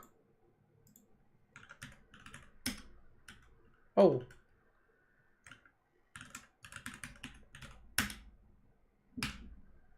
Interesting that it doesn't write more shit.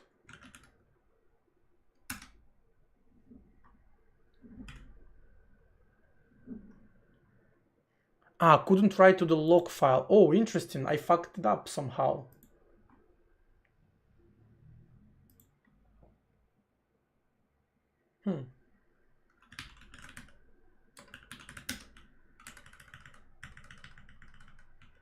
Where did I fuck it up?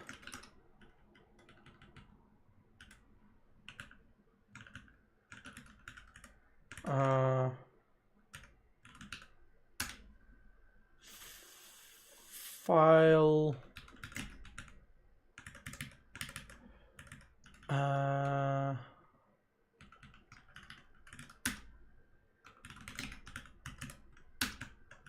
S64 and Boolean. Red not equals 0.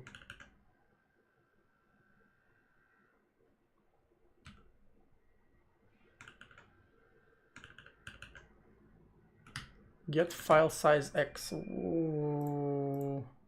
Let's check its error condition.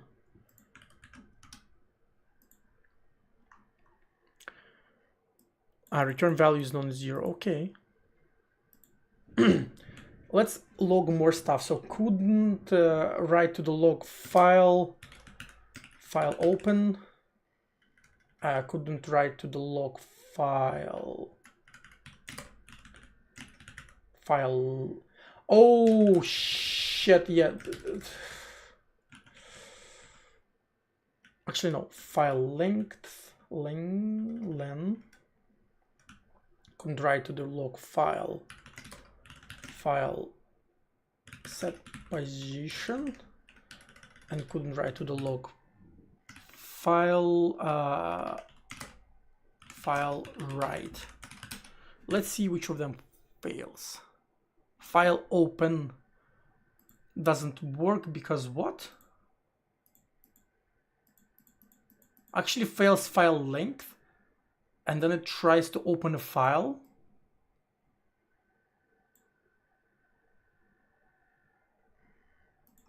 Huh.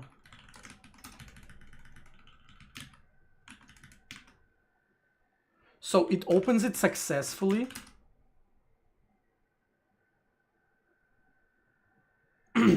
Hey, what are you doing and why are you using Windows? Isn't it more convenient? Hey, Rune8, I don't know, not sure what you're asking, but I'm working on my program. This is my like kind of glorified key remapper for games. You can read about it on GitHub. Basically what it does is it lets you remap keys for games that either don't support it or don't work as you would expect. For example, like you can have perfect turnarounds and strafes if you set it to a certain mode. That's TLDR.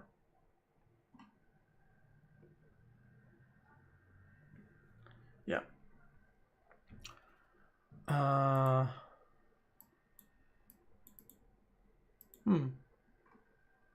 Interesting. So maybe file length returns something when the file is empty.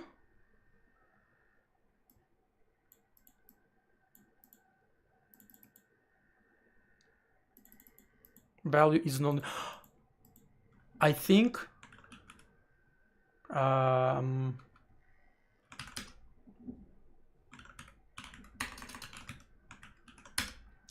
think this is a bug in file length.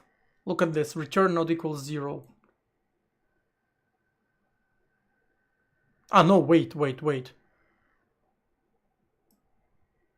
No, this is fine. Why file length would fail? My logger.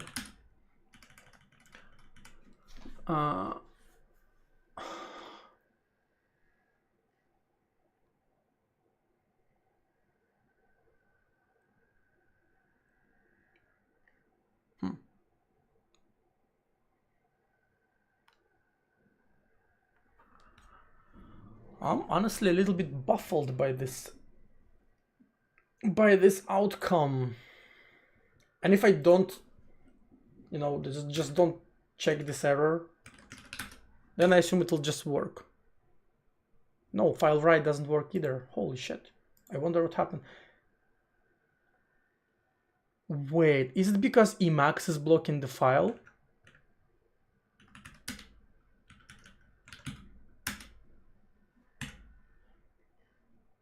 Okay, no, it's not because Emacs is blocking the file.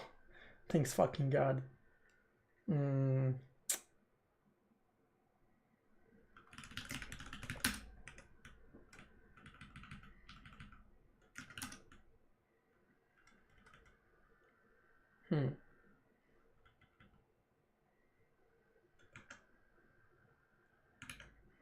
But what happened? What changed? It literally writes shit to the file. Wait, why does it report an error if it... Oh wait, it didn't work, right? Yeah, couldn't write to the file, but it still okay, it created the file, but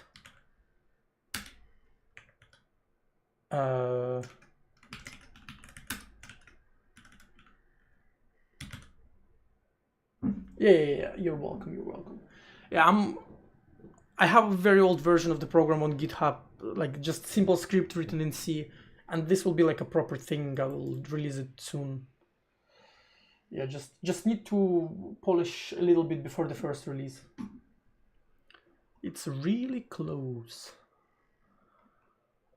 Wait, why is file length failing? Let's get the last error.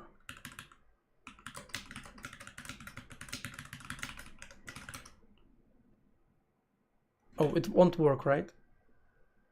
No, it will. And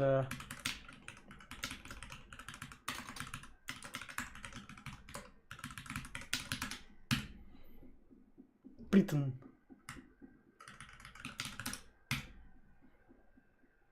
Six. What is 6?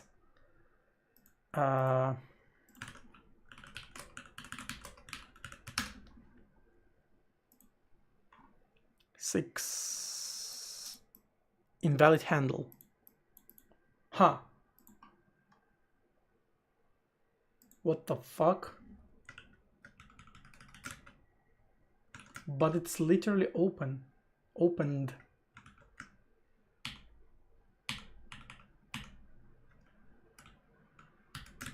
It's literally here.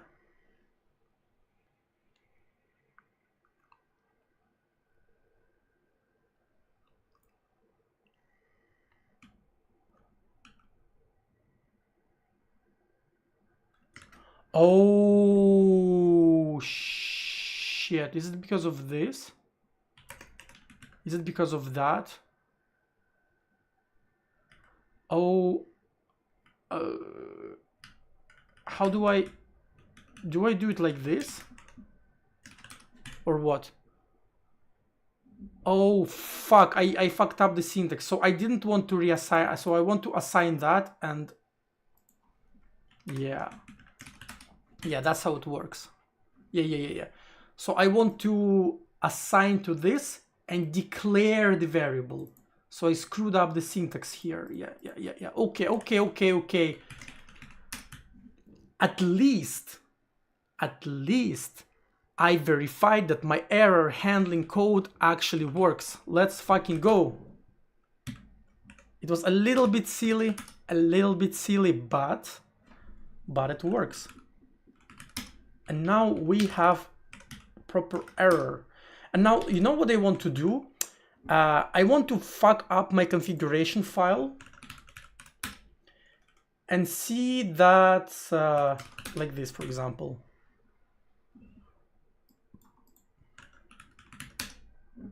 Look at this. Line 3 of settings socd, unexpected global configuration ignore, lose to tray. Look at this. We literally log errors to config file. How cool is that? How cool are GI loggers? Chat. Are you impressed? how cool this system is. This is actually my first time using a custom logger, and it's literally very easy and intuitive. I can tell you that it's better, more kind of intuitive than Python logging module, because that one accepts some crazy ass formatting configuration that you have to look it up every time you use it. Okay, I mean, this is a bit hairy, not gonna lie. Not gonna lie, this is a bit hairy, but this is inside of a logger, so it's fine if it's a bit hairy. Because I can't use log error inside of a logger, right? Unless I do something like that, you know. I mean, there's no reason. I was thinking about just aliasing that for a shorter name, but I mean, you know, there's no reason to do that. Okay, that's it. So we have a login to file. We have the program that kind of works. Ship it, or do I do the or do I want presets first? Because my original, can I even launch my original program? I wonder. User. Can I even launch my original program? Does it even exist? I don't think it even exists anymore here. Yeah, it does not. I think I just straight up removed.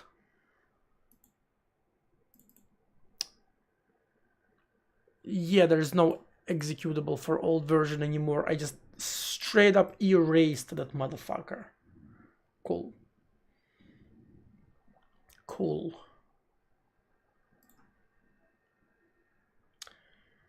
So let's see where we call log here.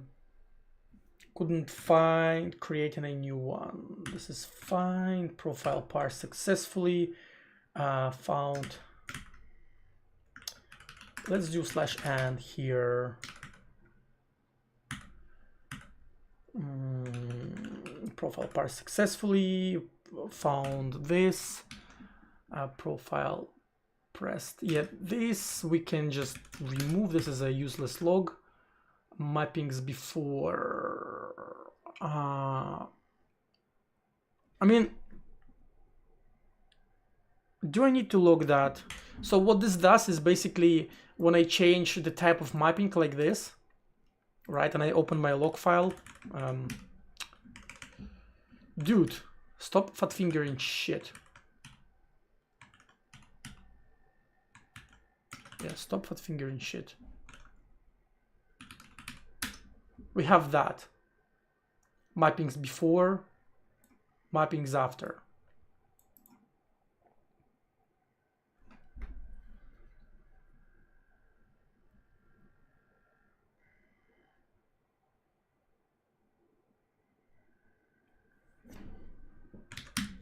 Right, I mean, I can do that. I can log this, I think. But I need to log it in a more convenient way. In particular, so if I want to log stuff, I need to log it before setting the state, before like setting the source. All right, let's remove this log. This is useful. Mappings before. So instead of doing this, we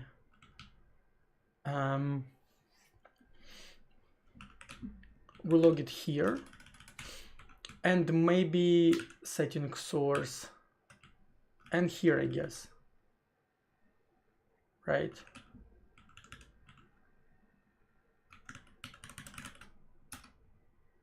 Setting source, right? So anywhere where we set source, yeah. And when we finalize the state, right, we can do like mapping after.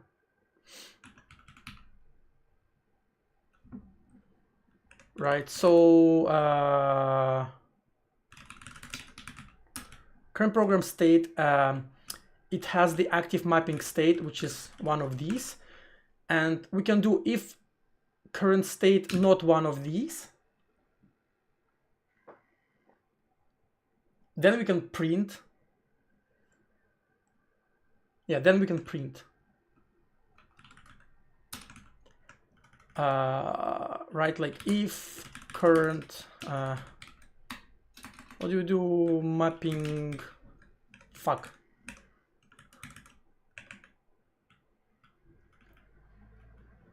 Active state, okay.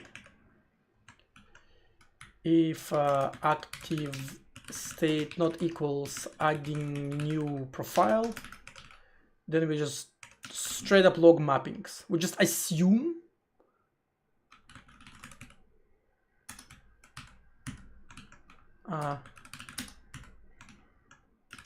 that we want to do that. Wait, what's that?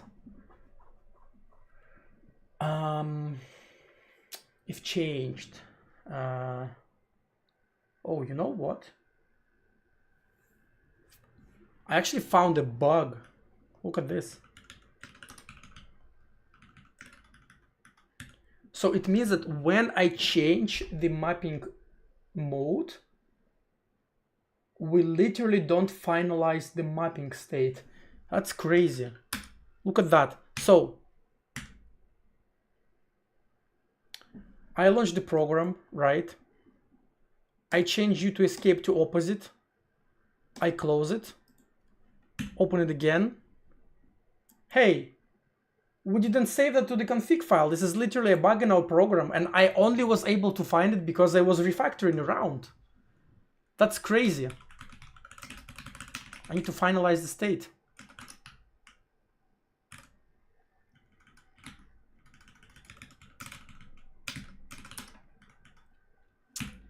Insane. And now if I do that, set to opposite, close, and reopen, we save. Nice. Epic. This is actually a very important bug. This is actually a very serious bug that I'm happy that I was able to catch it. And now our log should be, yeah. Look at this. I think we also need to log the change in the state, right? So active state equals, right, like this. So I'll probably need to set it to something like, maybe not just set it like that, but similarly to how I have finalize state function, I would do change state so that I can log it, you know, so that I can log it, because I also call it here active state equals, right? I call it here like all over the place. Actually, I only call it once here when I put it to the next state. Right, otherwise it's just called finalize state. Yeah. Anyway, that was a cool fix. That was a cool fix. So this is great. We have logging to file, and logging to file is kind of less important on Linux, because I mean, you know, on Linux people would usually just, if something goes wrong, Linux people just trained like Pavlov dogs to reopen the program in a terminal to see with which errors it crashes. So on Linux this is less important, but on Windows people do expect log files. There's nobody gonna fucking go to cmd.exe and open your program in a terminal. I mean, come on.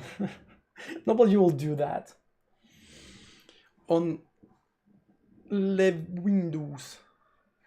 So yeah, I honestly think that I'm not gonna add presets, not right now at least. I will marinate this a little bit, maybe like sleep on it today, and either implement presets tomorrow, or just straight up ship it tomorrow, you know? So yeah, I'll kind of think about it. Just think about it off stream. Maybe massage the code a little bit. Maybe just do a brief code review before I push it, in case, you know, I find some other bugs. Right. Let's just, for the kind of confidence of it, check if it still works, if all of it still works. Where is GOG? Here's GOG. Update later. GOG. Maybe let's check some other game, right? Why we always do it with Hollow Knight, just to make sure it works in other programs. Do you have anything else installed? We have Return to Obra Dinn. I don't want to launch it in case people get spoiled, because I don't remember how far I am on my playthrough here. So maybe let's launch Steam.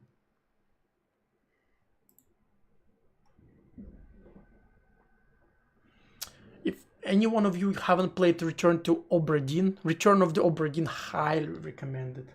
Like, highly recommended. Very good game.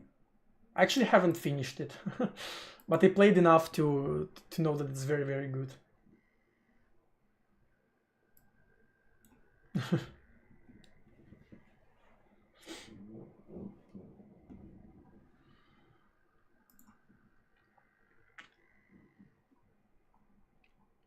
Can your C do this? Average Windows user has very good reason to not know what terminal is. Yes, exactly, because Windows is usable without terminal.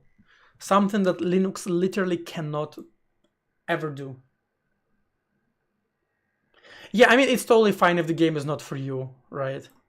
It's totally fine. What do you have even installed here? We have Vampire the Masquerade Bloodlines. Let's try to run it.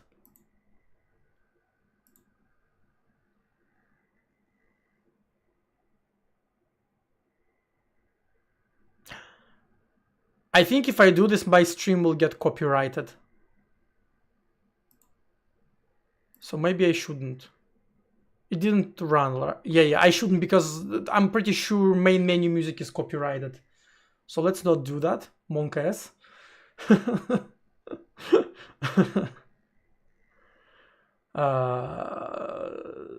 Oblivion, I think I have modded, so it probably just won't run. I'm pretty sure it just straight up won't run, right?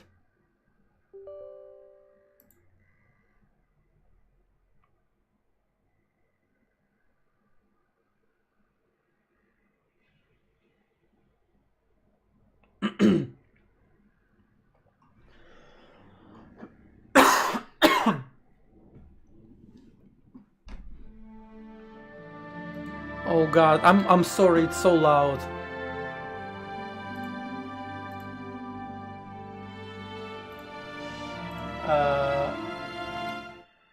I will do it quieter like this.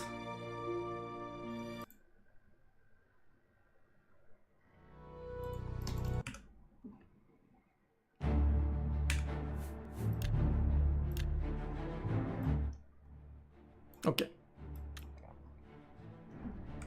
Oh god, I can't alt-tab from the game, or can I? I can. So I have Oblivion running. Da-da-da, da-da-da. Let's add settings. Look at this, Oblivion exe. Click. Add mapping. AD. What? Oh shit, this doesn't work. Right, add mapping AD. Ah, it worked, interestingly. Let's delete the profile and add it again to see if I'm not like... Oh, look at that, when I'm adding a new mapping to the new profile, I don't set that. That's a bug that I need to fix. And let's do opposite. And let's see if it's gonna work. What the fuck? The game literally crashed.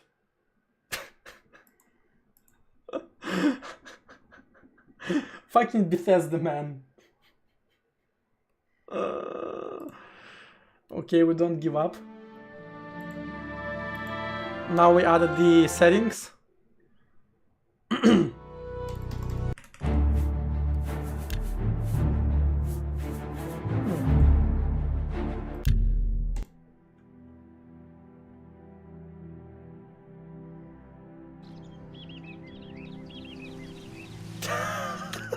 So broken. Pleasure is all mine. Pressure is all mine. I literally can't do anything. I mean, we can see on the compass that it works.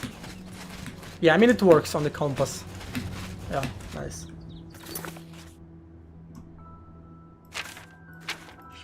Interesting. Yeah, I mean, it works. I could see that on the compass. But there's definitely a bug that we need to... What the fuck, Bethesda? Oof, yikes. Does stream still work because it changed the resolution multiple times? Are we still good on the stream? I think we're still good. Noise. So yeah, this is slightly broken. Right, so let's check it out. When we add a new profile and we type something like and we press it, then we add a mapping. Oh, huh. This worked for this program. That's wild. So yeah, and now it, okay. And only for after adding new profile. That's wild.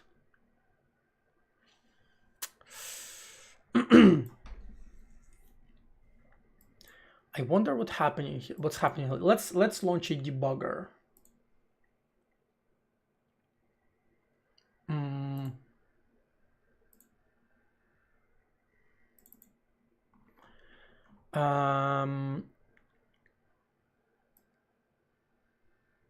So I guess we need to hook into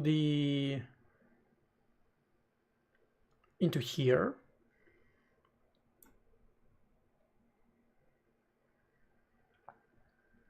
Right here, maybe. Right, so we're adding new profile. Do this. Press add. Oh, wait. No. This is all futile. We need to run the app from the debugger. Just like that. Add that, type OBS, click on it, add mapping, press A.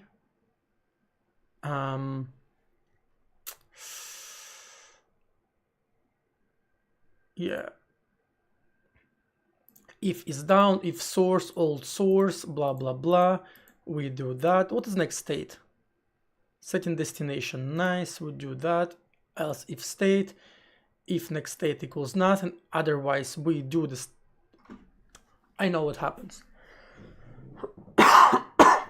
We deactivate the hook, that's what happens. I think that's what's happening. Let's even check that. Down below, set keyboard hook, set key mapping hook. Yeah, unset keyboard hook. Let me even do it like that. No.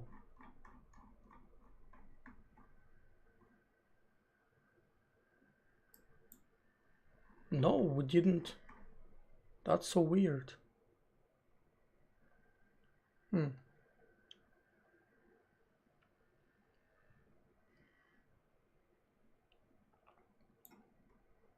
Oh, this is the wrong one. Here. This is the one. These fonts look a lot better. Yeah, it changed. It changed. I changed the font from Open Sans bold to I mean, even Open Sans bold is not the default one. That some different font was the default. I just changed it to hack. Yeah, let's do that. So we add a profile, maybe like for this, add mapping, press A, right? Let's go here. Do that, and next state is setting destination, and then we unhook. Of course we unhook, fuck me. That's the bug. That is the bug, because we unset that, and after this we just hack to, yeah, and after that we don't listen to keyboard hooks anymore, to two keys presses anymore. Yeah, this is the bug. So unset mapping setting hook.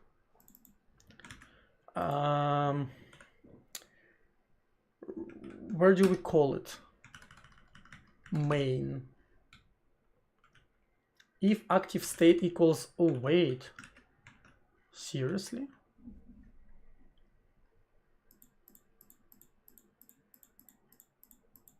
But who sets nothing? Who sets it to nothing?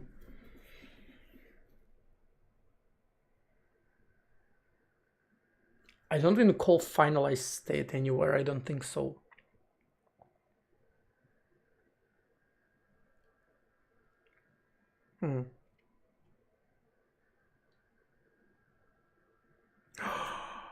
Is it? Is it fucking... Is it mode strikes back?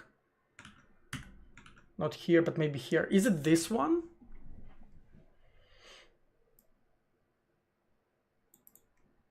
Is it literally this one?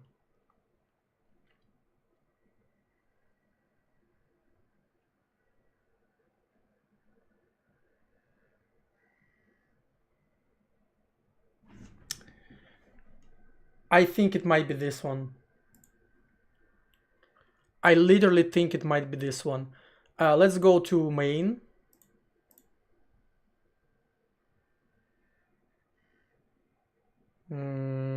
Where's main? I can't see it. Here it is. And finalize state. Yeah, just go here. I think it might be this one. So add mapping, press the button. Next state is next state. Oh shit, now it works. What?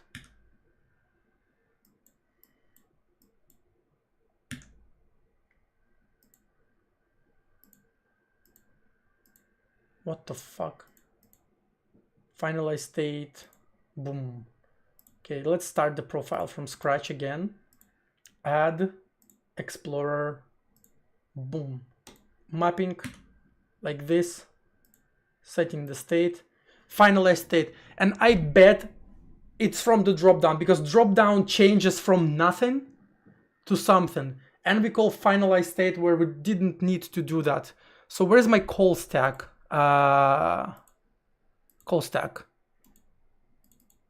I knew it. I fucking knew it. The drop down change state is like often kind of problematic. It's very unintuitive.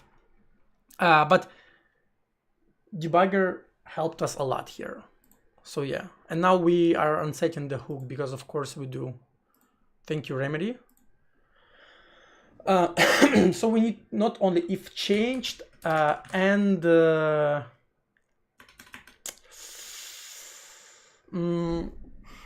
how do we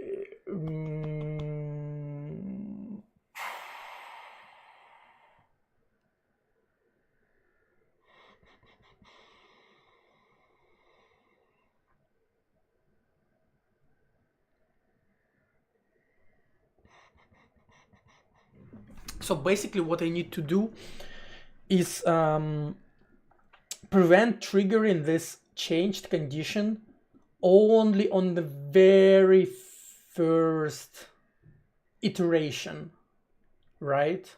On the very, very first iteration.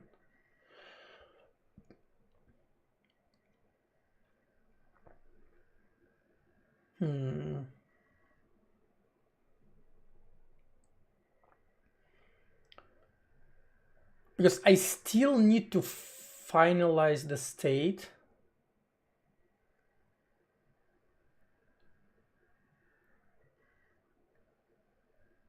Yeah, I still want to finalize the state, but I don't want to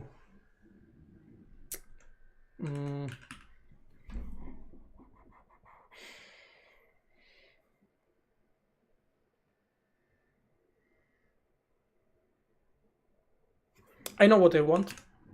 I know what I have to do. I need to hold the next state also on the, yeah, that's what I need to do. Right? So we have an active state and next state. Yeah, that's what I need to do. And when we initialize this stuff, yeah, we need to do active state nothing and next state equals nothing, right?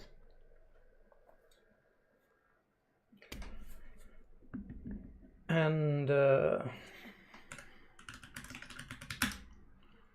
where do we set next state? We set it here. Yeah, we set it there. Active set equals next state.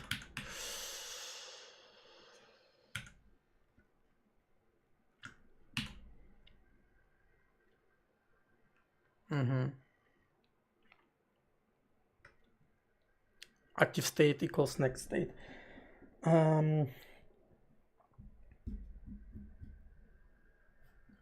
Active state equals next state and next state equals, yeah, that's what we need to do. And we need to do the same thing on Linux. Equals next state and next state equals to, yeah, with a semicolon, of course.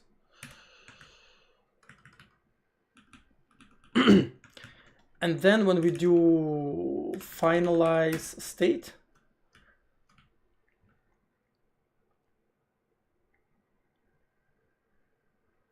or not even finalized, not even that,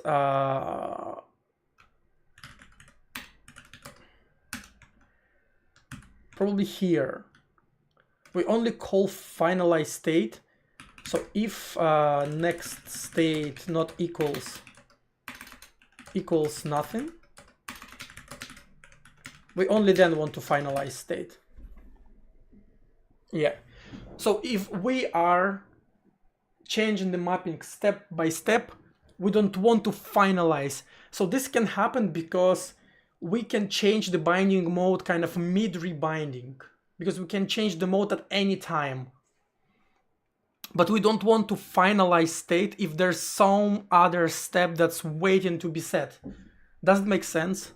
I think it's a pretty clean solution, if you ask me. So if we delete the setting, we add new explorer, add mapping a, fuck.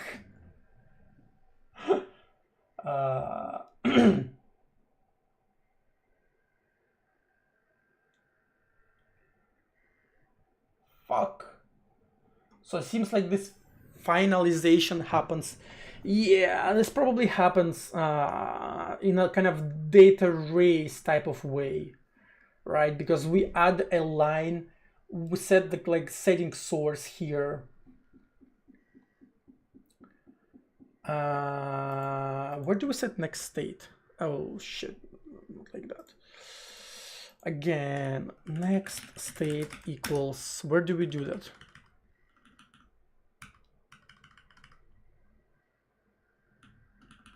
Yeah, here, we set it here. If alt source key reserved.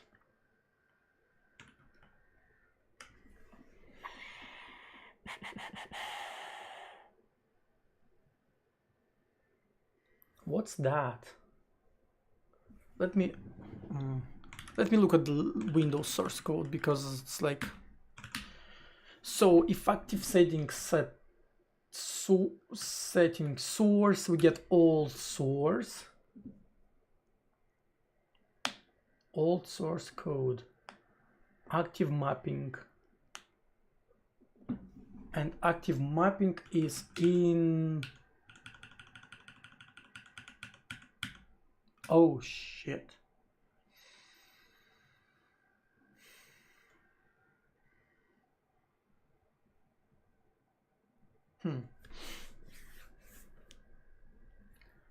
Is this even correct?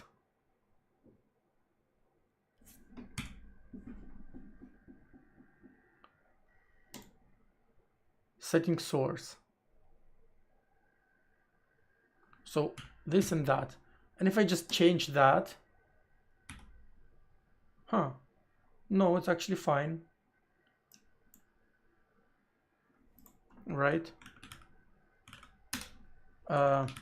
Now I can look at the log. D to A to D, this to U, and U to escape. Yeah.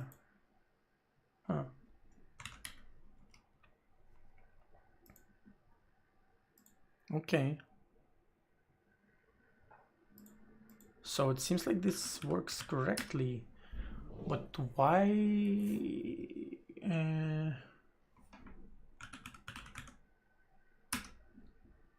It's wild. So active state setting source, setting destination. If active state is setting source, and if the code, so the old code equals key reserved means that there's just was no previous code. So we know for sure that next, I remember why this works. Yeah, it all makes sense. I just haven't looked at it in a while.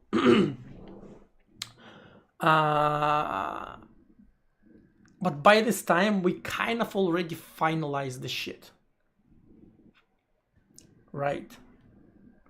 Because we did the setting source, then we created a drop down changed, and we kind of finalized it by this time. Yeah. Oof.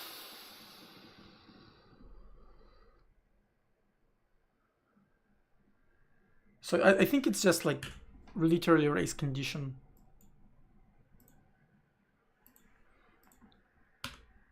Yeah.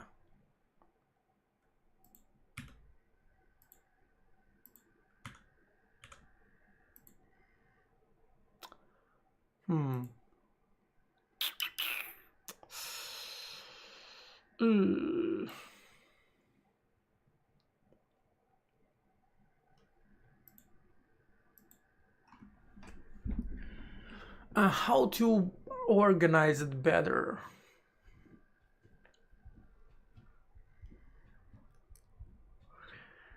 So I can do this. So I can remove setting next state here.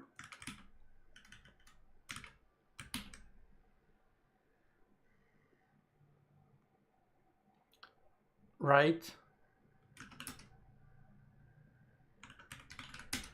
And add mapping. And we can set it here, right? So if we call add mapping, we do active state this and next state. We can do that.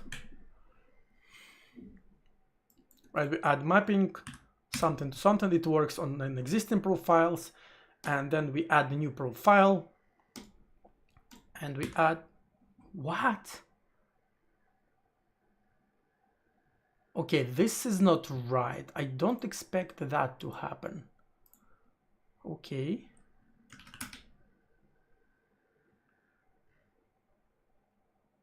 Who the fuck? Finalize state. Oh, because it calls final, it literally doesn't care. Wait, no.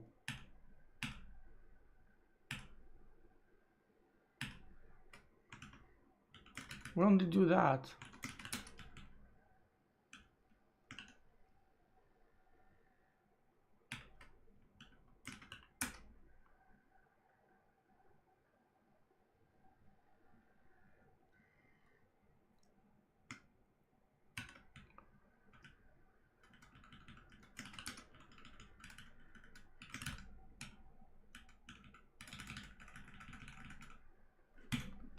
doesn't make any sense to me. Let's run it on the debugger again.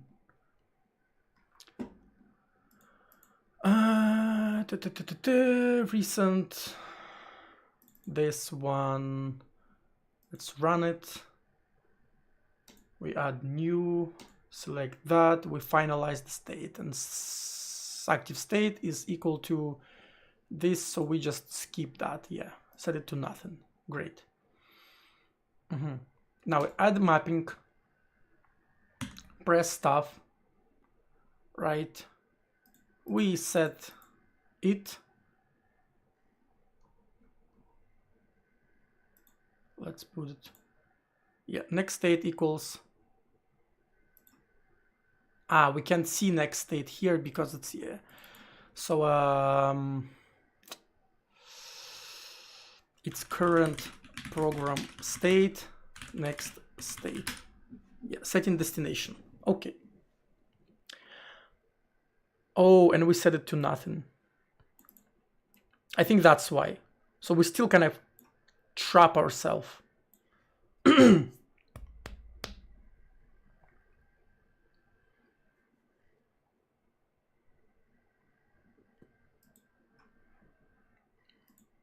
Yeah, so boom.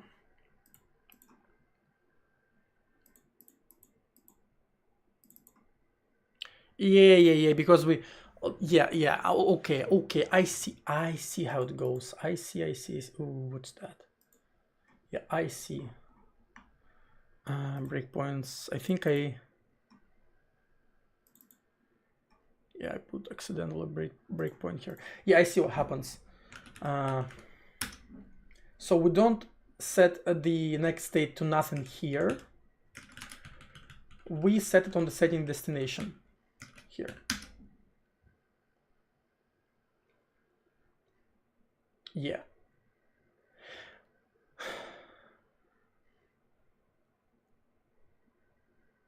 Right.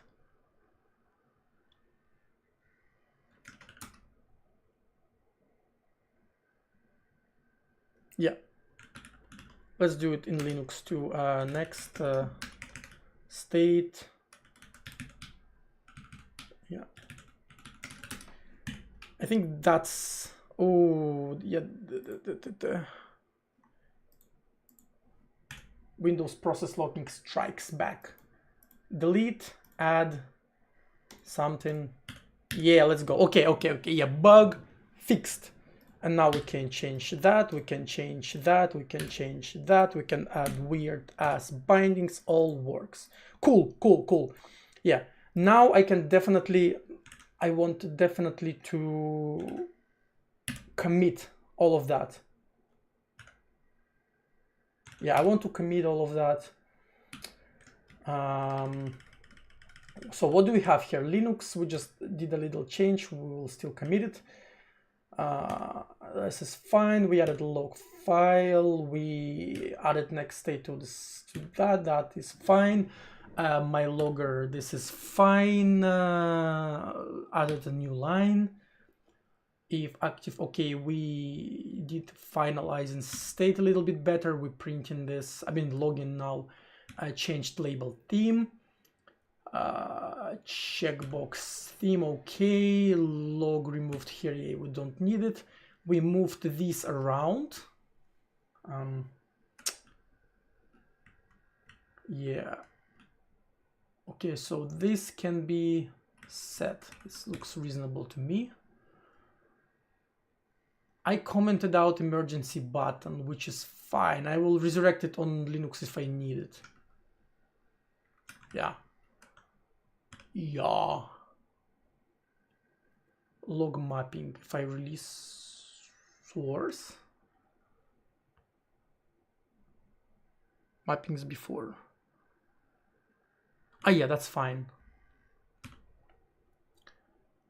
Yeah, finalize source, we don't need this print, we have some kind of labels, we have a bunch of new fonts. Yeah, that's right.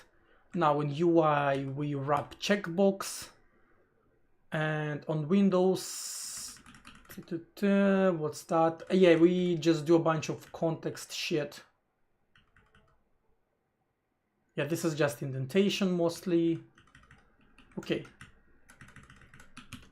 We check this in as well, and new fonts. So where are data? Yeah, hack bold and hack regular.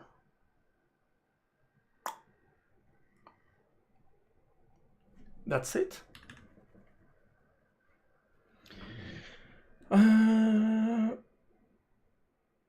Pre-release Windows version. Cool, let me push it.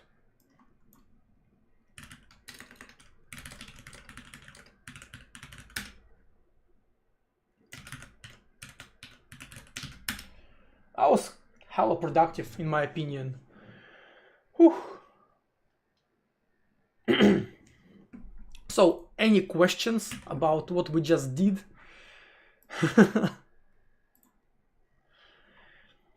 Any questions going once? Any questions going twice?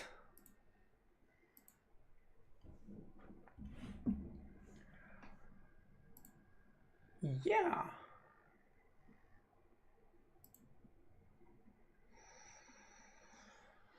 Okay, so I think it is time to find someone to raid. I am streaming for 4 hours and 20 minutes. Holy shit.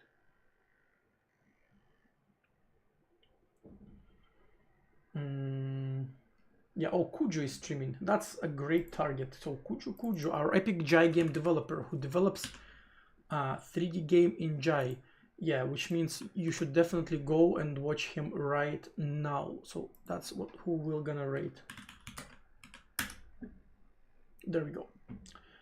Yeah, thanks a lot for watching, everyone, for all the follows and nice words. Here is my social crap. Please follow, and Discord is where I post notifications about going live.